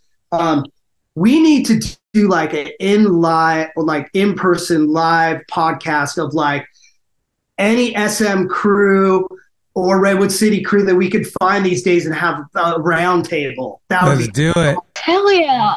I know some people, some people. I mean, we get Tim Curry, Chad, like all these guys, Sean Whitfield. I want to mention one other plug too is I've been noticing, I mean, I knew this since I met you. You're a really great artist also. And you've been doing these art on the drum circles and making really cool things. I don't know if that's something you just do for yourself or if you sell those, but people should check out. What's your Instagram? It's Little Joe RKL Wagon. So LILJOE RKL Wagon. Go there and look at these things because he's on tour, and with his downtime, he's painting some rad stuff, and a lot of them are skate related, and a lot of them are band related. So, hell yeah. Yeah, and I also do commission pieces too. So if people have an idea or want to gift it to someone or do something else like that, I'll draw anything you want on a drum head pretty much. So Yeah, check it out. I mean, I have less time to draw these days. Like we're going to Australia next Saturday. Wow. Australia, New Zealand, and usually I like draw a whole bunch of drum heads to bring on tour so people can buy them and I sell them.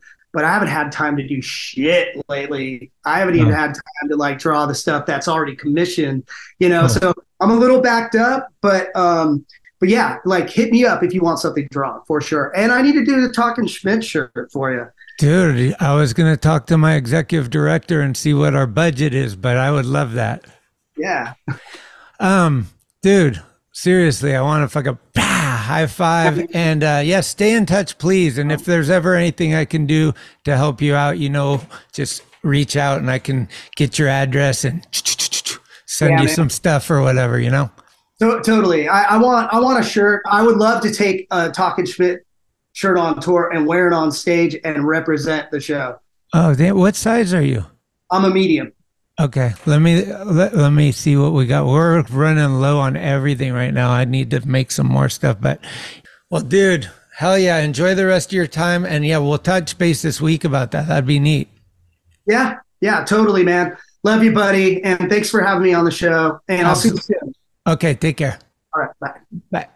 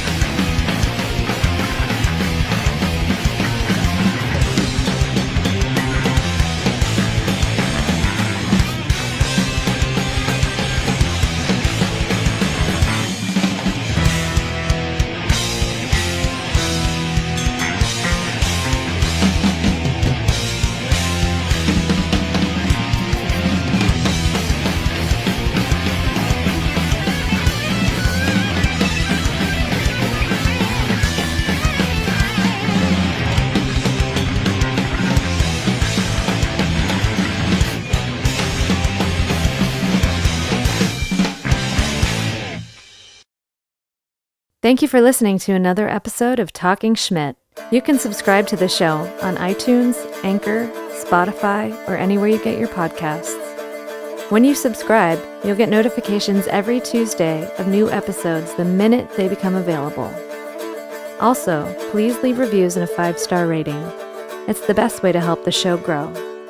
All of the episodes will always remain free, but if you would like to help support the show, you can do so at talkinschmit.com, where you can pick up some merchandise like t-shirts, beanies, hats, and stickers. The website has an entire archive of all of the episodes, with extra photos and videos. Email us with any suggestions, comments, or ways that the show may have improved your life at talkinschmit@gmail.com. All interviews are conducted, edited, and produced by Schmitty. The intro music is Mary's Cross by the band Nature. A very special shout out goes to the executive director, Sharal Camisa. Shout out. Love it! This is Talkin Schmit, where the Rolodex is deep, but the conversation is deeper. Keep the wheels greased.